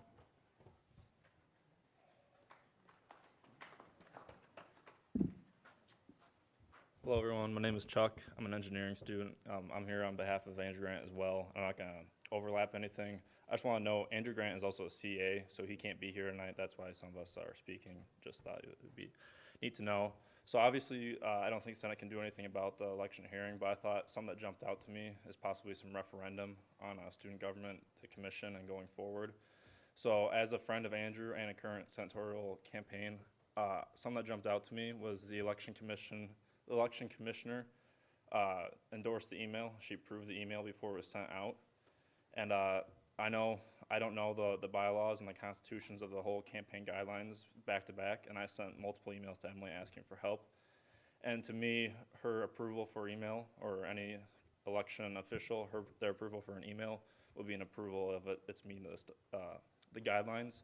So my suggestion would be going forward and referending what the guidelines and bylaws are, is implementing a system where if a certain official approves it, that it meets the guidelines and the bylaws stated in the guidelines. I think that'd be beneficial to help encourage new students who don't know much about student government to run, and it just makes it a whole easier and less liable for student government candidates. So I think that's a good place to look as we try to improve student government and appear as good and whole as we can to the student body. So thank you.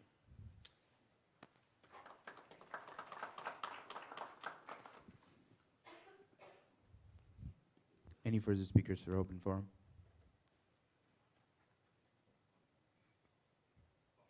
Seeing none, we'll move into adopting tonight's agenda. Are there any changes or additions to tonight's agenda? Senator Searles. Move to add 2019-3-22 SR to the bottom of new business. Title of the, do you want me to read the title of that? Yeah. All right. Title is Advancing Crucial Criteria to Ensure Student Success Act, or Access Act. Advancing Crucial Criteria to Ensure Student Success Access Act. Well, yeah, like it spells out access is the.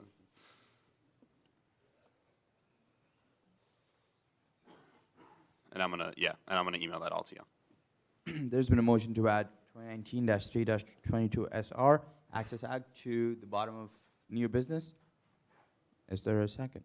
There's been a second. Are there any objections to adding that to the bottom of new business? Seeing none, the bill has been added. Senator Searles, you still have the floor. Senator Klass. I move to add 2019-3-032F sub-funding contract to the bottom of new business. Oh, got it. Never mind. Excuse me. 2019-3-023SA sub-funding contract to the bottom of new business. There's been a motion to add 2019-3-023 SA sub-funding contract to the bottom of new business. Is there a second? There's been a second. Are there any objections to adding the contract to the bottom of new business? Seeing none, the contract has been added. And then I move to add 2019-3-032F asset recommendations to the top of new business.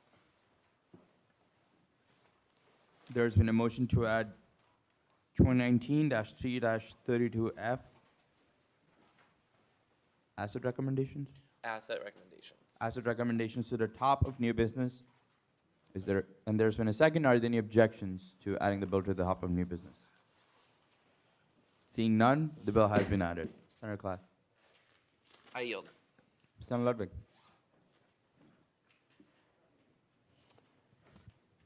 Yeah, I move to table indefinitely 2019-3-020 SC.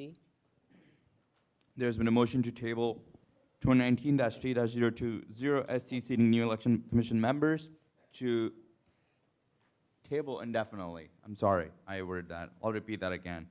There's been a motion to table 2019-3-20 SC seating new election commission members indefinitely, and there's been a second. Are there any objections? Seeing none, the bill has been tabled indefinitely. Senator Ludwig. I yield. There's been a motion to move to adopt tonight's agenda, and there's been a second. Are there any objections? Seeing none, the agenda has been adopted. Moving on to approval of last week's minutes. Are there any changes to last week's meeting minutes? There's been a motion to move to approve last week's minutes, and there's been a second. Are there any objections?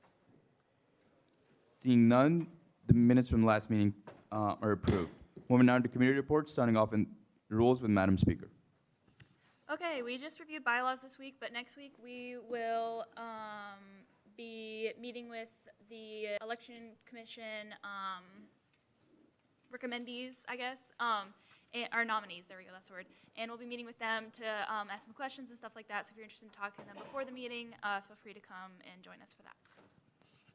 Questions for Madam Speaker? Senator Zastro. So would the people being sat on election commission be seen, people would be serving for the next year? Yes. Okay, I yield. Further questions? Seeing none, we moved on to Finance Committee with Vice Chair Lifford.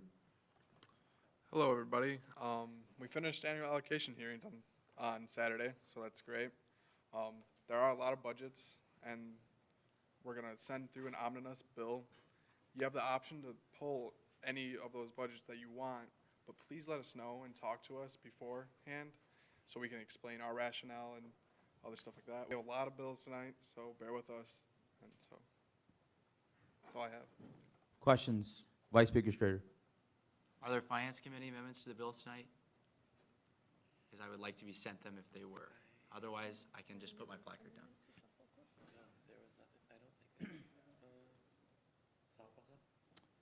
Further questions for Vice Chair Lifford? I don't believe so. Seeing none, we move down to Student Initiatives Committee with Senator Rowling. Hi, everyone. So we have a bill tonight funding some of the awards for the OER recognition event that we're doing in conjunction with OER Committee. Our wonderful Senator Mason Zastro and our Senior Director of Student Affairs, Sarah Moody, came in to go ahead and talk to us about this event that they wanted to do. There's around 20 faculty members who are currently using open educational resources, so as a means for us to go ahead and support this use and hope to increase that, we're looking to give these awards to them. If you have any questions about it, you can go ahead and you can direct that to Senator Morgan Fritz. In addition, there will be a resolution next week that will be tied to this, and we hope to invite some of those awardees to our meeting so that we can go ahead and we can thank them in person. Questions for Senator Rowling? Seeing none, we've moved on to PR Committee with Senator Gonzalez. Hi, everyone. Oh. I'm sorry. Director of Outreach, Schwartz. My bad. Okay, hi, everyone. Sorry. Didn't mean to steal it from you. I just want to say thank you to everyone who volunteered for election outreach. You guys are awesome. And I heard there was like a lot of turnout and handed out a lot of stuff. So hopefully we will have a good turnout for that. So now PR is going to kind of like start to focus on a couple different things, just like the transition, as well as like, I know that Ames has kind of contacted us talking about census and their like Claim Ames campaign. So we'll probably be kind of pushing that more. There is an outreach event to prospective students on March 30th. It's like an admitted student day where any student can come, and you can find that sign up on MIS. And actually, Sarah got a call in the call center the other day that someone's really excited to see student organizations, including student government. So that means we should have a good presence there. And then also this week, me and a couple other members of student government are meeting with some Grammarly people to see how we can kind of spread the word about Grammarly Premium. So, yeah. Questions for Director Schwartz? Seeing none, we move down to Diversity and Inclusion Committee with Senator Samuel. All right, we're just a few events coming up. The Symphony of Diversity is tomorrow at 7:30 at the Stevens Auditorium. And then Heroes Week has been pushed back to April because there has been concerns of attendance because of spring break. So that gives us time to like meet with people. And then we got bigger rooms to accommodate for a bigger crowd. And it's going to be spread out throughout April, so it's not just going to be a week-long event. It's going to be like a month event. And then the third annual DACA 5K race will be on April 4th at 11 a.m. By the East Curtis Lawn.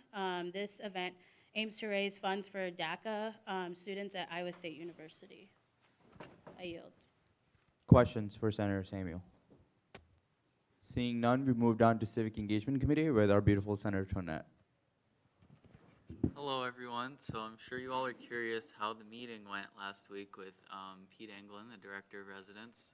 So I guess short answer, we didn't exactly get voter forms in the move-in packets, but he was very open to working with us on implementing kind of the concept. And so kind of the compromise we came to was the DOR issues kind of pre-made bulletin boards to CAs all the time, whether that's like monthly or bi-monthly. They kind of just give CAs pages to put up on their bulletin boards. So we're going to work with their marketing team to kind of make a whole voting forward bulletin board, which will talk about how to register to vote. It'll kind of direct people to the hall desks, which now will have voter registration forms always at them. And then another thing, which we kind of came to an agreement was they're thinking of starting a kind of a pilot program in the apartments, similar to the composting thing, which happened last year. Starting a pilot program, putting the voter registration forms in the move-in packets out there, see how it works, and then potentially setting out like a separate table at move-in times, and having the CAs just kind of tell students when they move in, hey, if you want a voter form, go grab one off that table. Because Pete Anglin's, one of his extra concerns was the sustainability of this. So I know we had talked about handing out 10,000 forms and 9,500 potentially being thrown away. And so he kind of wanted to avoid 9,500 voter registration forms being thrown away if possible. So they're kind of moving forward with directing people to the hall desks to get the forms rather than giving them multiple forms. So that can be good or bad depending on how you view that, but I think either way we've made pretty good steps with getting the voter registration word out with the DOR. We can only go up from here. So. Questions for Senator Tonette, Director of BC. So for out-of-state voters, do you have, like I remember I had to fill out a thing that was an absentee ballot. Is that going to be there as well? The thing with absentee ballots is you have to request them from your specific county. Got it. So, yeah. Yeah, I never got mine in freshman year, so it really sucked. Oh, so I was just no. wondering if like that was a thing. Okay, thank you. Yep. Further questions? Seeing none, we move down to comments from the executive branch with President Graber. Hello, everyone. I'm back. I apologize for being gone last week. Actually, it was Big 12 on the Hill, so I don't. I'm going to try to do my best to do as well as Shabam and Izzy did. I heard they were awesome in giving my update last week, so shout out to them. So the first thing we have is Big 12 on the Hill. It went great. We got to meet with a lot of legislators, and we will be doing a report on it next week for the program. I'm inviting our Senior Director of Government Affairs, Vish, and our 2 co-directors, and then myself, and Chase, I apologize, our Chief of Staff, Kuzel. Next up, we met with Vet Med, the Vet Med administration, Vice Speaker Schrader, Vish, and I, and Director of Diversity and Inclusion, Elena, met with Dean Grooms and company just to kind of recap what we did in our resolution, talked about what they're currently working on, and it was really positive. They really took it as an opportunity to create Vet Med to be more diverse and inclusive, so we're really excited with that. I was also late to the city council meeting today because they just named Simon Estes Music Hall Simon Estes Music Hall. They did an unveiling. It was awesome. President Winterstein spoke and a bunch of different faculty on Simon Estes. So walk by Carver and you'll see the new unveiling of the hall. And then lastly, Vice President Bhatia and I met with Provost Wickert yesterday to talk about our monthly meetings. A lot of the discussion was around the coronavirus and canceling some study abroad trips. I believe most of the spring break trips are canceled for study abroad. So he expressed concerns and was apologetic on the students' financial situations because of the cancellations. But in the end, he really wanted to let the students know that their health is a top priority, and they're going to do whatever they can to accommodate students in making sure that they're healthy. Some of the accommodations included continuing online classes with their schools abroad so that they're not losing the credit and different other situations. So if you have any questions, I can address those to him. But yeah. Also, shout out to all the candidates for running. Today's the last day of election, so you all worked really hard. I'm proud of you all, and we'll see what happens tomorrow. But regardless, you all did a great job and should be proud of yourselves. Questions for President Graber? President Graber, do you have an update on the medical amnesty bill and the TAO app? Oh, yes. Okay. So medical amnesty, we've been pushing for this for the past, is it 4 years? 5 years? 4th year. It finally passed through the House. It, I believe, always passes through the Senate, or like, okay, it's already passed through the Senate before, so chances are very high that it's going to pass. So shout out to Senior Director Nick Johnson and then Cassie Bond and Izzy Rojas for their work on that, and also past student government administrations for their work because it's been crazy. So I don't know what we're going to do when it passes because that's the only thing we've ever been pushing for. So we'll see. We're really excited to do that. And then also the TAO app, the Therapy Assistance Online app, is this mental health app that we'll be bringing to Iowa State. It just passed through the procurement stage, which is awesome. So once we get the contract through student government, which we will see next week, we will get the in place for students to use. So that's really exciting news in that area. Also, Supreme Court interviews have started this week, and you will get some nominations soon. For any more questions for President Graber? Seeing none, we move. Move to add Senators Heasley, Rinchy, and Simano to the roll. There's been a Senator Heasley, Senator Rinchy, and Senator Simano. Okay. There's been a motion to add Senator Heasley, Senator Rinchy, and Senator Simano to the roll call. Any objections to that? Seeing none, all three of the senators have been added to the roll call. Moving on to external matters, General Orders 2019-3-24F, funding Ames flyer with Senator Class. All right, so when they get up there, they'll talk a little bit, but just want to give you guys some background. They came through annuals asking for this money. They wanted to purchase it now, though, instead of the next fiscal year, so we thought a special projects bill would be better for the club. If you want to talk about your club, what you guys do, and then what you're asking funding for. So my name's Carl. I'm the vice president of the Ames Flyers. So what we do as a club, we're mostly based on general aviation. We're a lot of people. We try to get a community of people together that are like-minded and either involved or just excited about any kinds of aviation of any sort, whether it's airplanes, helicopters, drones, any of that kind of stuff.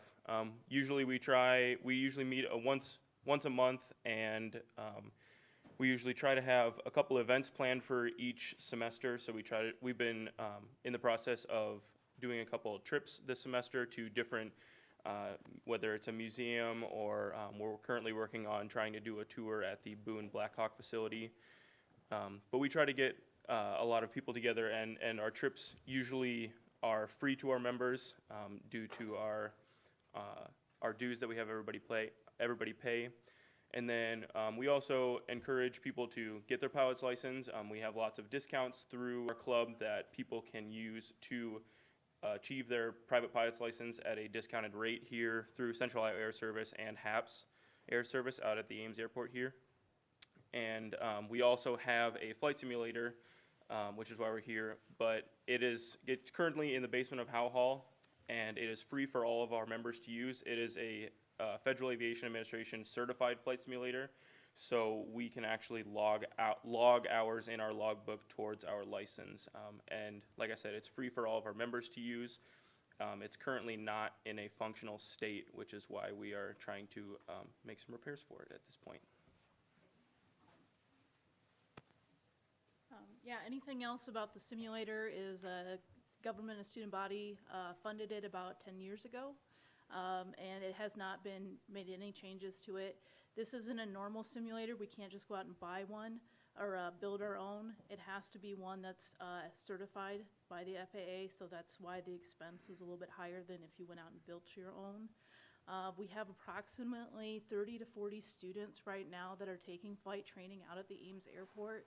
So this would reduce the amount of money that they need for their training from about $130 an hour to about $30 an hour, right around there. So they can use that to reduce the cost for getting their private license.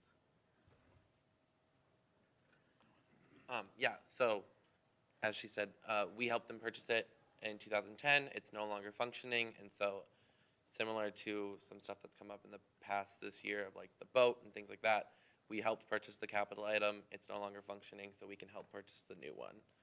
And this is basically the functioning of this club is this simulator. It's educational for them. It helps them out a lot. So I would strongly urge you to vote for it. And unless anyone else has anything, I'll call the question. There's been a call to question on the bill as a whole, and there's been a second. Are there any objections? Seeing none, we'll move into a roll call vote. Senator Advet. Yes. Senator Bender. Yes. Blair. Yes. Khan. Yes. Corbison. Yes. Dollinger. Yes. Fritz. Yes. Green. Yes. Gonzalez. Yes. Hanya. Yes. Heasley. Yes. Johnson. Yes. Class. Yes. Klein. Yes. Lifford. Yes. Ludwig. Yes. Mass. Yes. Meredith. Orger. Yes. Rice. Yes. Rinchi. Yes. Rolling. Yes. Samanu. Yes. Schrader. Yes. Searles. Yes. Stanley. Samuel. Yes. Tournette. Yes. Zastra. Yes.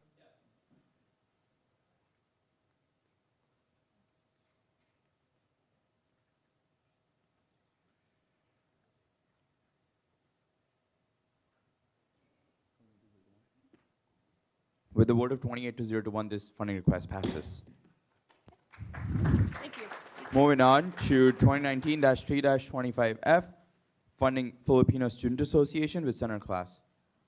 Yeah, if you guys want to go up to the lectern. This is a very simple one, classic PNC, as one might say. It's a conference, it's their travel, but if you want to explain what the conference is and what your club does. Yeah, so this is the Midwest Filipino American Summit registration, or sorry, I was reading off the slide. It's a conference that helps workshop Midwest Filipino Americans, and as FSA, Filipino Student Association, which has started last year, we'd like to go to it so that way we can help develop our community and build it and improve it, et cetera. Yeah, they came, it's a short bill because I wrote this during their annuals hearing, but I'm going to call a question. There's been a call to question on the bill as a whole, and there's been a second. Are there any objections? Seeing none, we'll move into a roll call vote. Senator Advet. Yes. Bender. Yes. Blair. Yes. Khan. Yes. Corbison. Yes. Dollinger. Yes. Fritz. Yes. Green. Yes. Zastrow. Yes. Tournette. Yes. Samuel. Yes. Stanley. Searles. Yes. Schrader. Samanu. Yes. Rolling. Yes. Rinchi. Yes. Rice. Yes. Orger. Yes. Meredith. Yes. Mass. Yes. Ludwig. Yes. Lipford. Yes. Klein. Yes. Class. Yes. Johnson. Yes. Heasley. Yes. Hanyang. Yes. Gonzalez. Yes.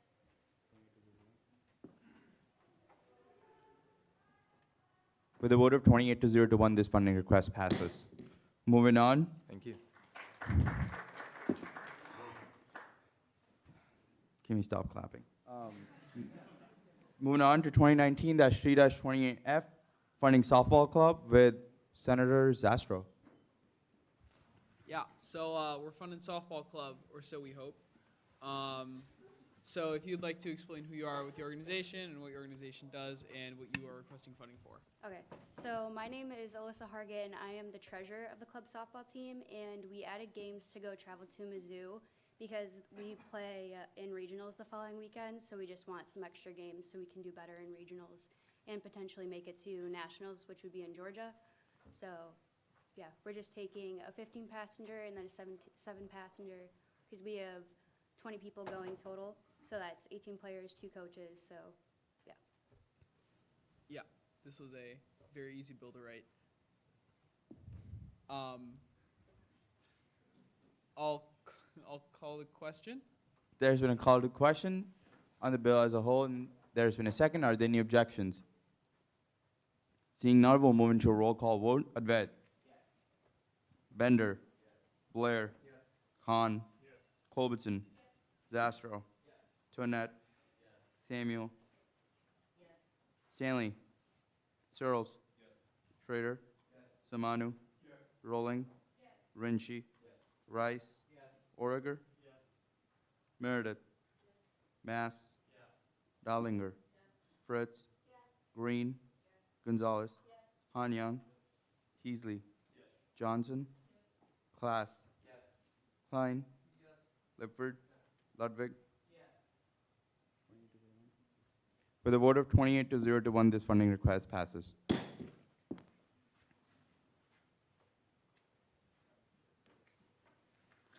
Senator Heasley, what's up?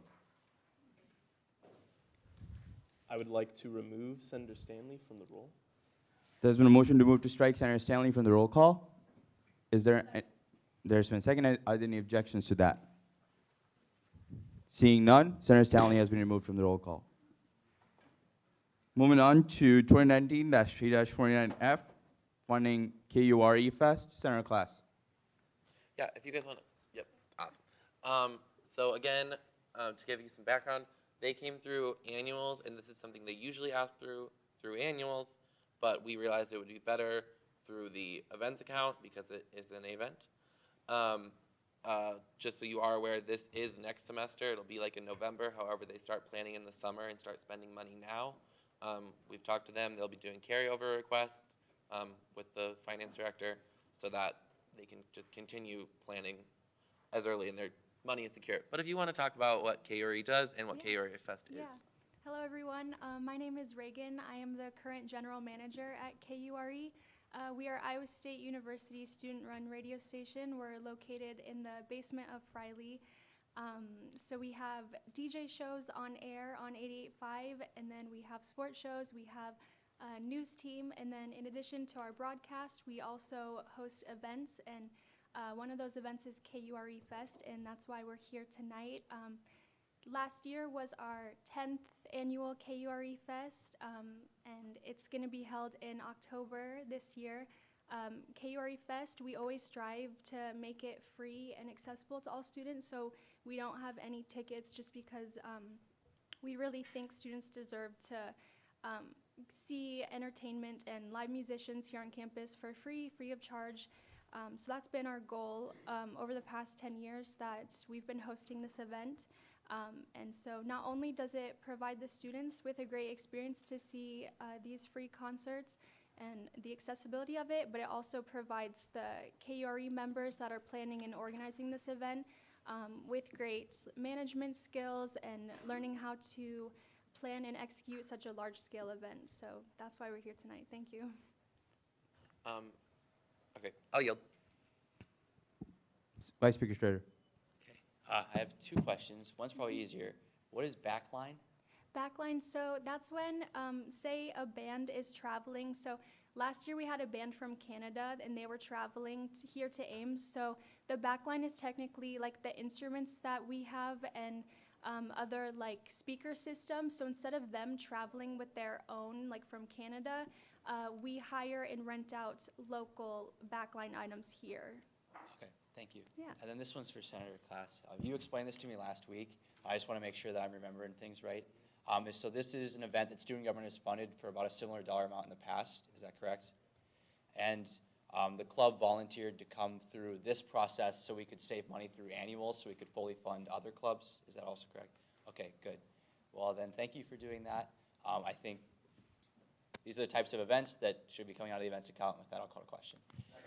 There's been a call to question on the bill as a whole, and there's been a second. Are there any objections? Seeing none, we'll move into a roll call vote. Senator Advet. Bender. Blair. Khan. Cloverton. Dollinger. Fritz. Green. Gonzalez. Hanyoung. Heasley. Johnson. Bless you. Klass. Klein. Lipford. Ludwig. Mass. Meredith. Orger. Rice. Rinchi. Rolling. Samanu. Schrader. Searles. Samuel. Toinette. Zastro. With a vote of 28 to 0 to 0, this funding request passes.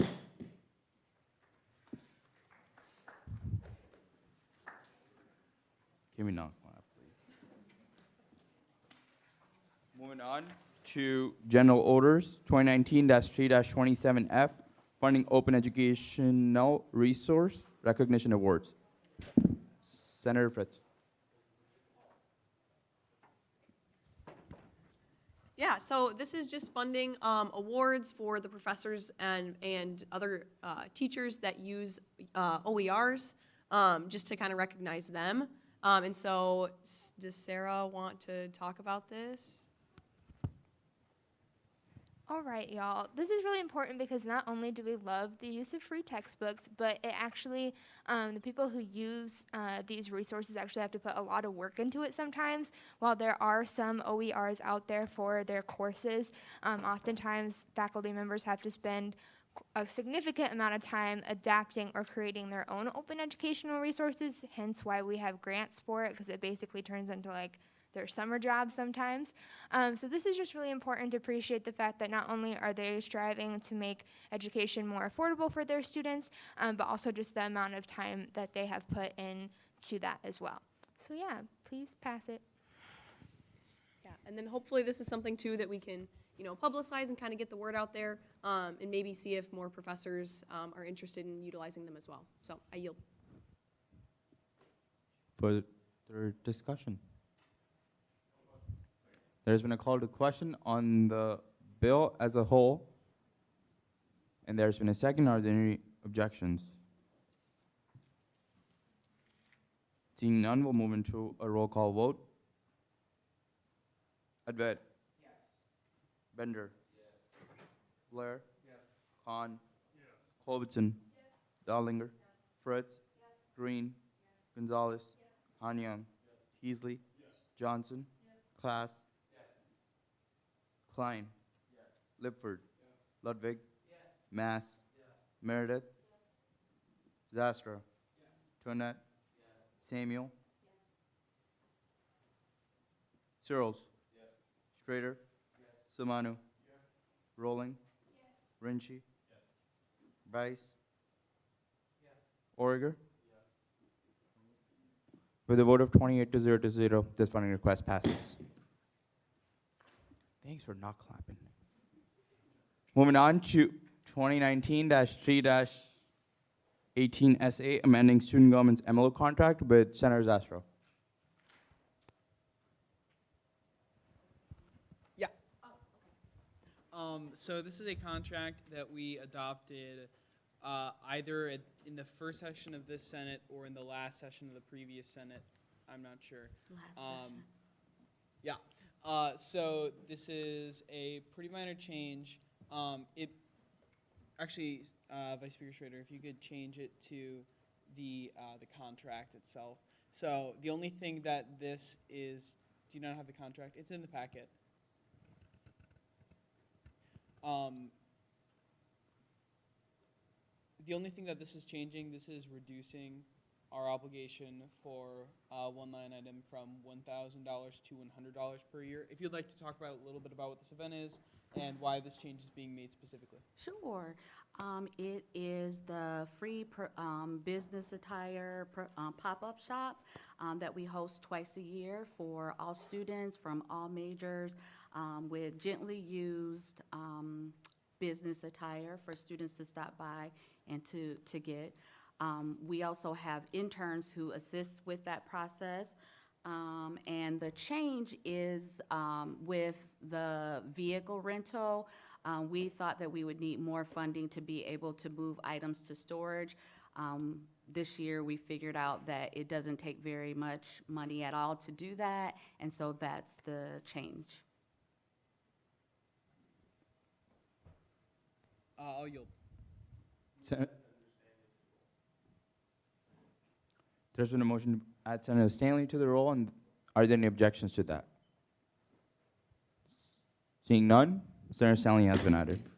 Senator Heasley, you still have the floor. Senator Zastrow. President Graber, what's up? Question for the speaker. How do you advertise people to donate clothes to the MLO shop? Sure.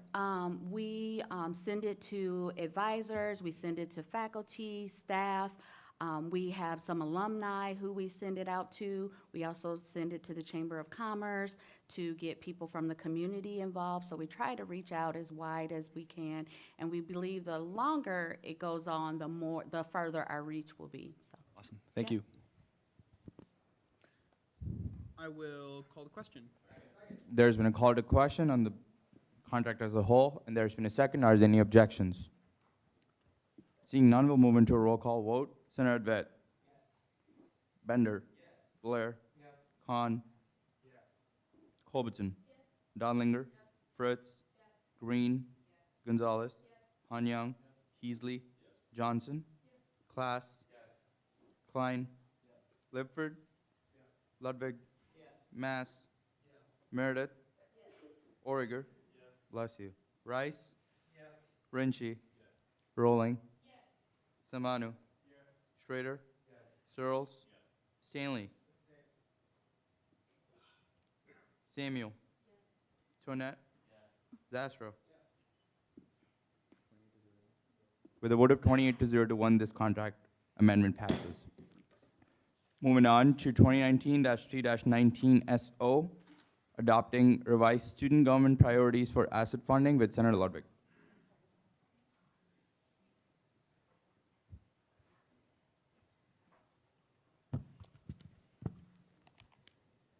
Yeah, so these are the asset priorities. These are the same ones that we approved in the fall. So basically, these are how we kind of decide what we're willing to fund. Same, like I said, same thing we approved in the fall. So if there are no, okay, I'll yield. Senator Class. Treasurer Doherty, is it supposed to read for the calendar year 2021 to 2022? Like the next fiscal year, or what's? Yes. This calendar is weird. Do you want to propose? Yes. Do you want to propose an amendment to change the? Yeah, I'm gonna propose an amendment to change the calendar year to 2021 through 2022.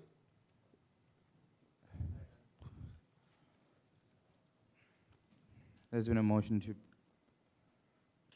There's been an amendment that has been proposed to change the calendar years from 2020 to 2021 to 2021, 2022.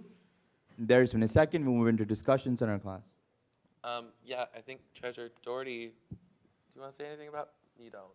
No. Okay, but she approved of it, and I think this, because asset years are weird. So I'm going to call the question. There's been a call to question on the primary amendment. There's been a second. Are there any objections? Seeing none, there's been a call for unanimous consent. Are there any objections to approving the primary amendment by the way of unanimous consent? Seeing none, the amendment stands approved. Senator Class. Senator Zastrow. Treasurer Dowry, would you like to talk about, so we originally had 6 priorities for this year, correct? And then we took one out at some point in the fall. Am I remembering that right? Yeah, so what happened is that there was that really vague priority that was generally assisting students, basically, with traditionally disadvantaged students. And in the future, this was the first year that they talked about it, but what's gonna start happening is Asset consolidating their priorities, and they wanna make sure that is all represented when they consolidate it. And so they were just really confused what that was. And so I brought it to you guys and just asked you guys what you thought. And then we just took it out because no one really had any suggestions on what we could change it to. And then also the rest of these kind of cover, I think, what everyone was thinking that one did. I think it was originally added just as a catch-all. But yeah, no one really knew what it meant. So yeah, is that good? Awesome, yeah, thank you for answering that. And then for the other 5 criteria, when consolidating this with the rest of Asset, these tend to be similar to the programs that we've already been funding and to what the other organizations look to fund. Yes, and the big thing going forward, I guess for everyone, and especially people who are going to be here next year, we're going to have more conversations about what to do with YWCA. In my opinion, and in the opinion of the volunteer teams with Asset, they don't really fall into any of these. But obviously, we don't want to just stop funding an organization that we've been funding for a long time, even though it's in a different process. But there will have to be conversations about how they fit into these, and then also whether or not we should continue funding all of the programs that they have based on our priorities. So that's a big way it's going to affect it. When they consolidate, it's primarily because everyone has healthcare and childcare priorities. I think the other one on there is legal services for students. That's really specific. It's kind of the only one that is really unique from the rest of the agencies. But yeah, I think just revolving around the YWCA conversation, which if anyone has any other questions about, they can ask me. It's nothing really new. It's just kind of the same. As we move them to this process, there might be some changes, and those will probably be primarily next year. It'll leave a really good transition document for the next treasurer.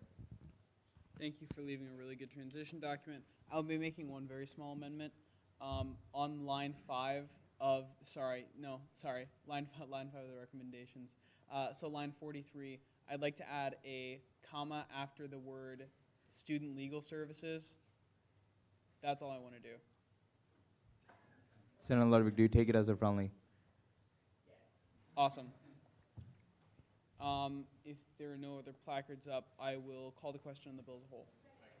There's been a call to question on the bill as a whole, and there's been a second. Are there any objections?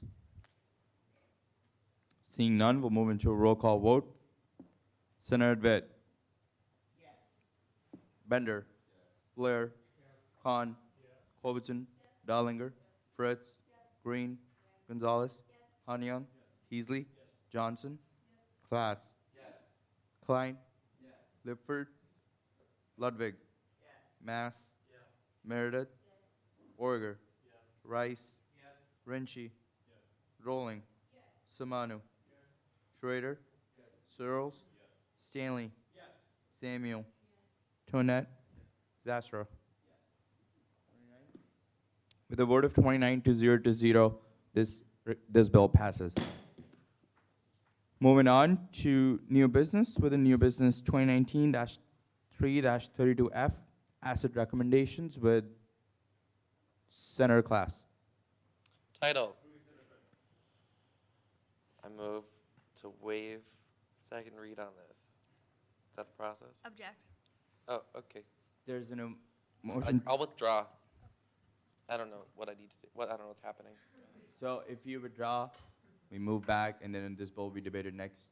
But if I want to have a conversation. Yeah, if you don't withdraw, you stay, we'll have a 10-minute discussion of if we should. I'm going to stay.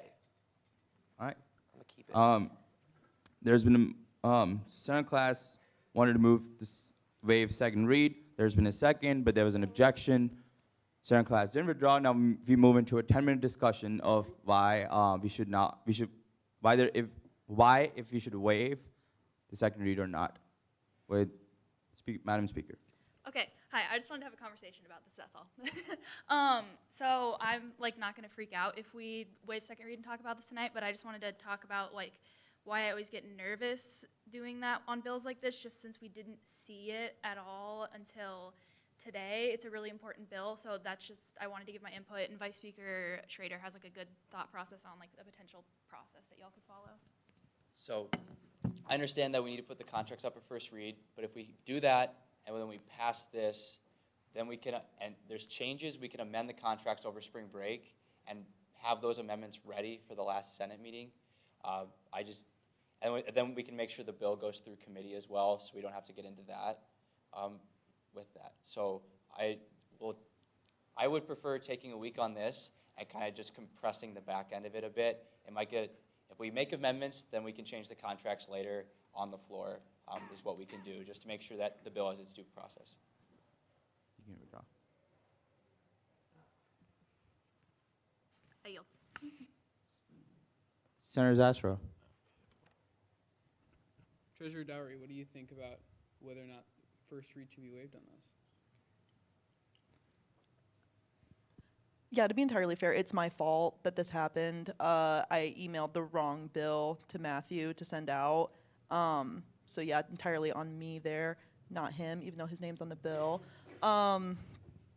So, I mean, the only problem, I guess, is that I want to make sure this group is the one to see the contracts as well, because coming on the first meeting of a brand new Senate and trying to explain all of this is going to be really messy.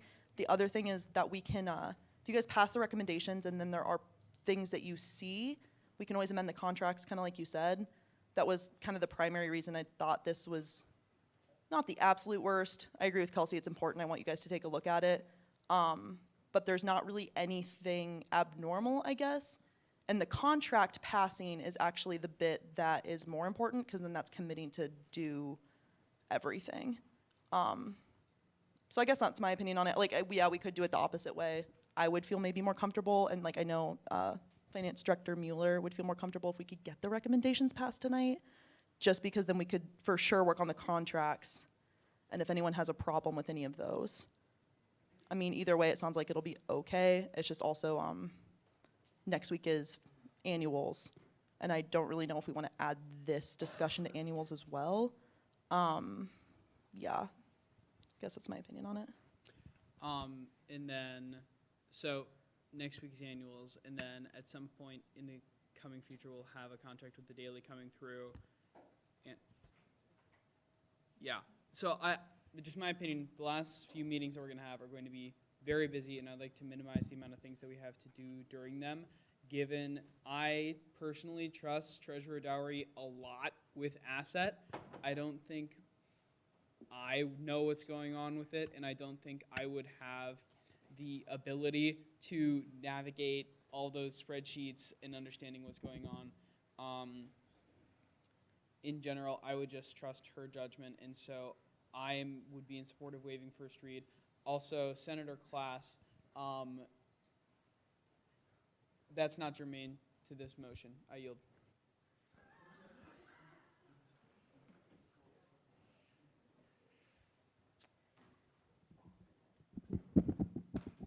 All right, so a little clarification. So if you look at the bill, there's only one senator on the bill. So technically, we cannot debate this bill. So what technically has to happen is that this bill has to be taken back and a new bill has to be introduced to the Senate.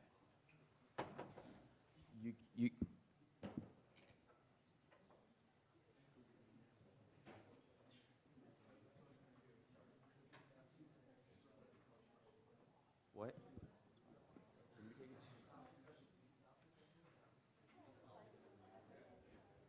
Senator Stanley, what's up? So what we can do now is we can stop discussing it immediately, and then somebody can raise a motion to add it to the agenda, immediately after, or immediately before the next order of business. And then if that motion is seconded, that qualifies as having the support of 2 senators on the bill. And so we can discuss it that way.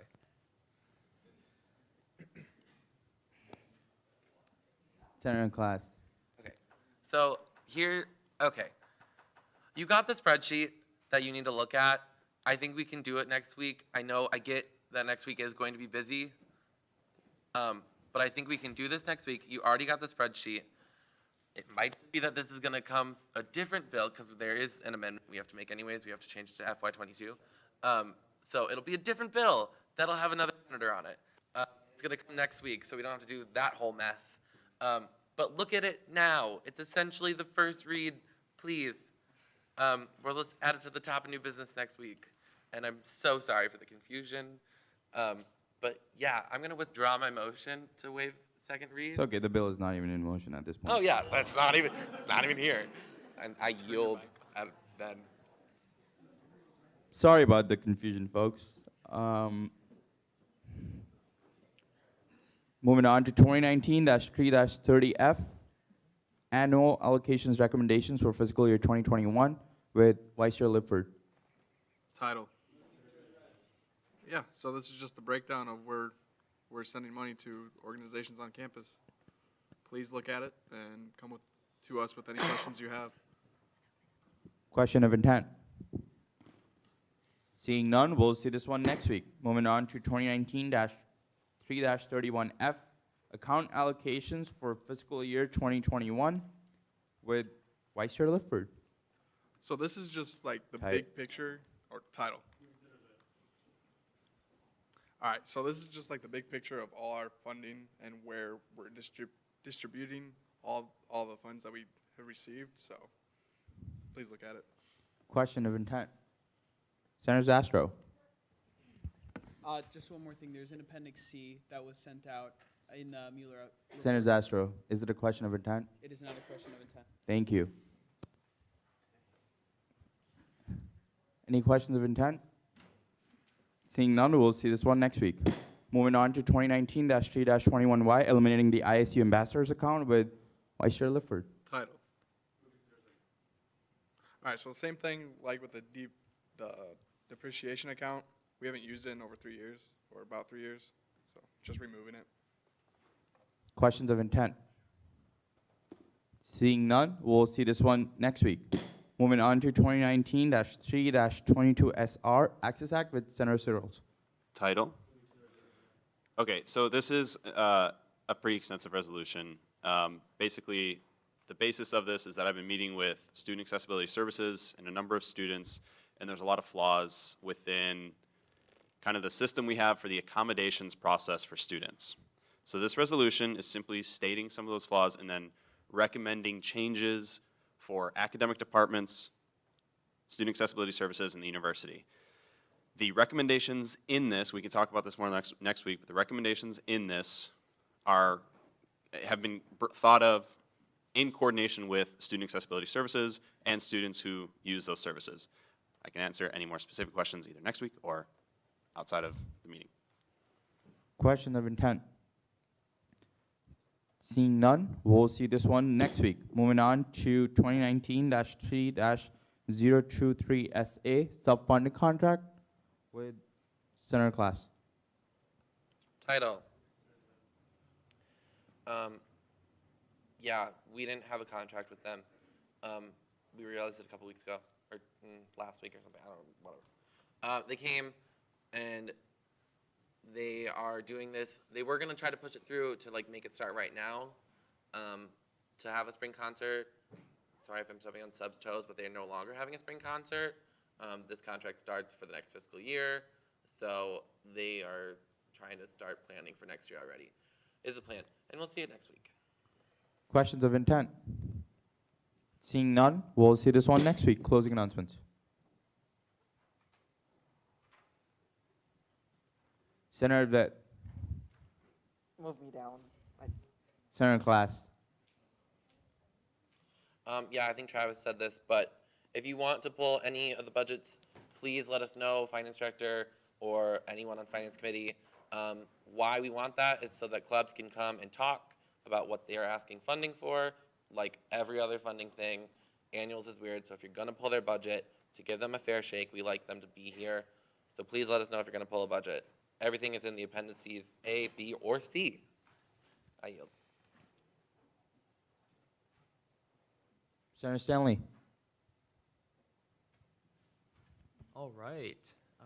Good meeting. Sorry I wasn't here for a lot of it. Yeah, as far as the bill, as far as the asset contract goes, glad we could clear some of that confusion up. Yeah, if you have any questions about what Chief Newton presented about, you can come ask me or any of the other members of the Student Advisory Board. I think that's Senator Spender, Heasley, Donlinger, Ludwig, and I think that's it. Am I forgetting anyone? I don't think so. So yeah, just come talk to us if you're curious or if you want to meet Zeb and Zosha. Thank you. I yield. Senator Ludwig.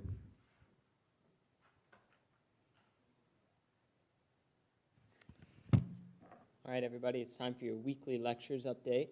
We've got a couple lectures coming up before spring break, so I'm going to try and run through them as fast as I can. Tomorrow, we have Reconnecting Landscapes for Nature and People with Dr. Nick Haddad. That's at 5:30 in the sunroom. Later that evening, we have the Symphony of Diversity. That is at 7:30 p.m. in Stevens Auditorium. On day after that, Ancient Indian Science in the Modern World with Dr. Shabash Kak. That's at 6 p.m. In 127 Curtis. On the 9th, which I believe is, I should just have a calendar open, which is Monday, Living in the Future's Past. That's in the Pioneer Room at 6 p.m. in the Memorial Union. That same night, an hour later at 7 p.m. is Got a Conservative with Andrew Clavin. That's in the sunroom here in the Memorial Union. On Tuesday, Three Ways to Disappear with Katie Yakam. That's at 7 p.m. In the gallery. The next day, on the 11th, suffragette editor and abolitionist, the story of Mary Louise Booth with Tricia Foley. That's at 5 p.m. in the sunroom. And lastly, Child Free by Choice, The Movement, Redefining Family and Creating a New Age of Independence with Dr. Amy Blackstone. That's at 7 p.m. in the sunroom. Yeah, so we've got a lot of lectures coming up in the next couple weeks before spring break. Get out there, enjoy them. Yeah, and y'all just have a good week. Senator Meredith.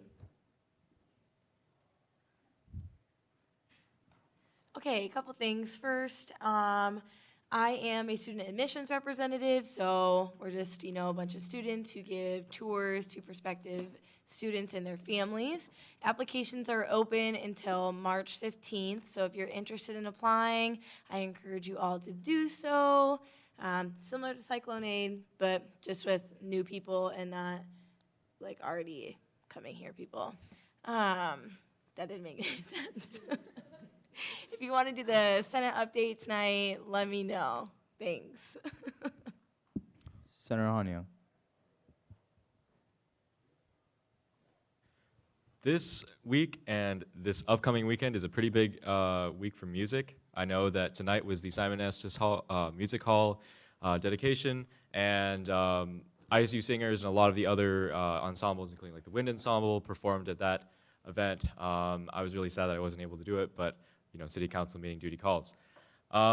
This weekend, Lyrica Women's Choirs, Iowa Statesman, Contamus Women's Choir, all great ensembles. They're having concerts. Lyrica is Saturday at 3 p.m. Statesman is Sunday 1:30. Contamus is Sunday at 4:30. Senator Dustin Rice is in Statesman, so they're a really good group and really raise that cyclone spirit. So would appreciate to see you all there. Tickets are at Music Hall. Is that all in Stevens Auditorium? They're in the Simon Estes Music Hall, the Martha Ellen Ty Recital Hall. Thank you, Senator Hanyang, for that. Senator Zastrow. Yeah, so now I'll talk about Appendix C. Go ahead. So in the Mueller report that Finance Director Mueller sent out today is Appendix C. That is going to be the breakdown for contracts that we have. So when you're looking over the big picture bill, annual allocations has further breakdowns. In the big picture bill, further breakdowns out of special projects aren't specified, but you can find those in the bylaws, and those will be done after the big picture bill. So like the Green Initiatives Fund, I believe, gets transferred into that account on September 1st. So there are other accounts that we deal with that aren't in this big picture bill. And then, so the annual allocations account, for the annual allocations, that's appendices A and B, correct? And then Appendix C is contracts. So please give that a close look. Once again, please, if you're pulling a budget, let us know. Read the minutes from Finance Committee and try and understand why we did what we did. I'm sure we made mistakes somewhere, but we really tried our best. Class thinks that we made no mistakes anywhere. He's shaking his head. I have checked over a lot of the budgets that we've seen since annual started, and I think other members of Finance Committee have as well. So we're trying for consistency. Please let us know if we do something wrong. We're happy to fix it. Stay healthy. I yield. Senator Gonzalez. Hi, everyone. Our good friend, Senator Rinchi, decided to spend his 21st birthday here at StuGov.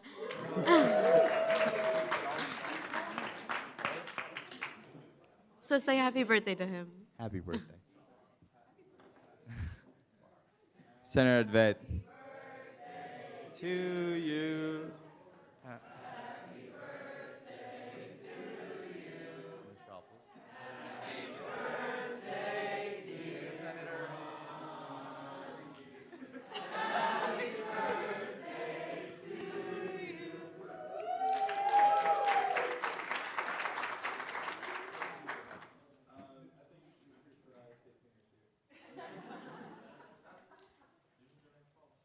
Senator Advet. Right. So it's election season, and I've come across a lot of people that have been working really hard on this. Just some special shout outs. Director of ID Shubham, he was working really late into Tuesday night getting the whole website issue sorted out. The last text I got from him was way after midnight, so mad respect to him for putting himself out there, making sure everything worked. PR committee and everyone in it, they've been tirelessly spreading the message and turning people out to vote, so shout out to them as well. And lastly, Election Commission, they've been working on administering election stuff big time, and I hear they have some other stuff going on as well. So send EC members a lot of love if you see them around the office. That's all I have to say. Senator Searles. Yeah, I know I just talked about this like 5 minutes ago. The Access Act that I sent y'all, please take a look at it. It's kind of like one of the last kind of big pushes I'm going for, and I've been working on it and meeting with people since last October. And it's intending to impact a lot of students. There's currently over 2,400 students using accommodations at Iowa State, and there are only about 10 faculty members seeing that those needs are met, or employees. I'm not sure if they're faculty staff. So there's a lot of pressure on that. So please go through that, look at that. If you think of ideas that might help, come up and talk to me. There's a lot of ideas that were talked through and hatched out or deemed not feasible, so talk to me about it. Let's get some more ideas out there. This is really to benefit the students and make sure that everyone is in a learning environment that suits their needs, that they can get their education the way that they need it. It's pretty big. It's a pretty good way to work for your constituents. So if you have any ideas, come talk to me. I'd love to get your input. I yield.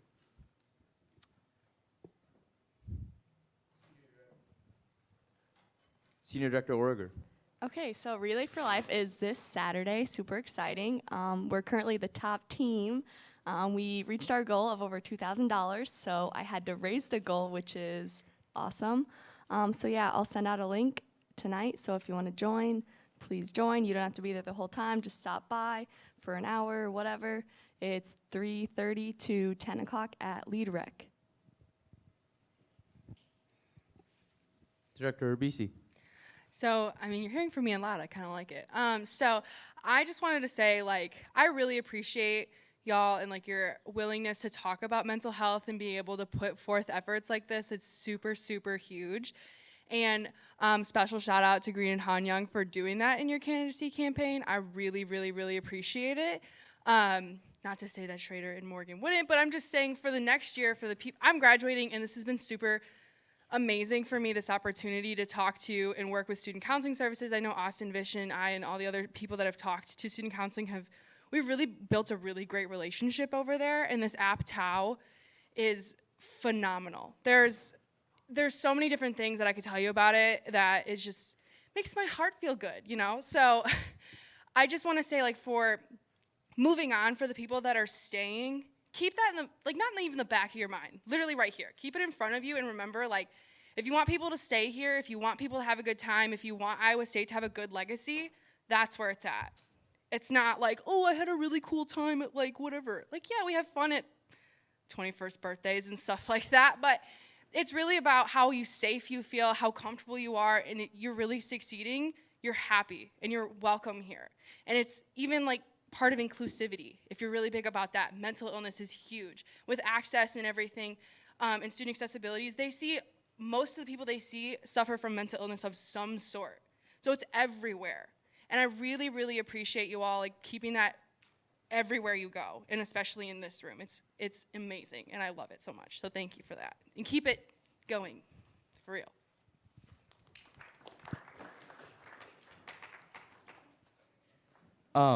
Just a quick update. There was a miscommunication on our end.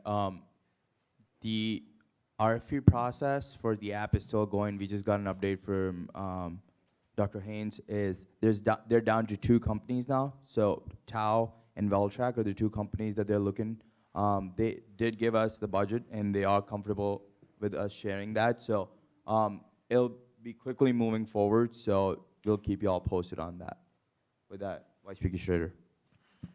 So I would just echo what the finance senators have said.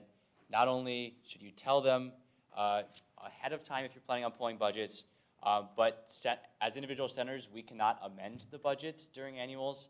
We have to either approve or deny, and then they get sent back to a special finance committee, which they will then do here or downstairs, while we all kind of just sit here, and they come back with another proposal, and then we approve or deny that, and we do that enough times till the bills get approved. So if you're going to do it, please think about it beforehand. There's not a lot of time for amending the amendment or doing that sort of thing. You need to know what you want. You need to know why you want that, so that finance committee, when they meet, can have a clear sense of what student government wants. Because if we just vote something and it's really vague about why, then that's not very helpful for them. They're going to come back with the same thing. The one exception for that is student government. When we pull that, we will discharge Senate as finance committee. So we will all be finance committee for a little bit, so we can amend our own budget and make sure that we're serving students that way. So please be prepared for that. If you need to, you can make amendments. You can pull budgets on the floor, but please give clubs the fair chance to be here. Give finance committee the chance to understand the requests or different viewpoints there are out there. Thank you. That was a lot of what I was going to say. Yeah, I'll talk about then, like, assets. So obviously Lucy's worked super hard on all these bills, so make sure you're taking the time to actually look into each of these numbers. And if you have questions, talk to her beforehand. That makes these meetings a lot easier for her and for everyone. The next couple meetings are going to be long. They always are. So take the time to really look into the things that you have questions about. Read minutes. They're so helpful. They'll answer so many of your questions if you just look to see what the initial conversations were about. And that'll clear up a lot of questions too. The next one I had was that if you have a bill that you want passed this session, so in our last 2 meetings, it needs to be to me by next week. So that way I can get through both of its reads. You can send me bills for the last meeting. I won't hate you, but I might be a little bit angry at you. But try to get them all to me by next Monday. I'll probably extend the actual deadline to midnight or something, just so you all have a little bit of extra time. But yeah, please do that. And then I'm not allowed to take straw polls, so if your faces just showed your level of excitement about this idea, that'd be legit. But I'm gonna, it's not, I'll just say the idea and look at their faces. I don't, but I might look into getting Zeb and Zosha to be our program for our final meeting, so we can just have some talks about therapy dogs and maybe just some time to hang out with them. So go Cyclones. Move to adjourn. Objections?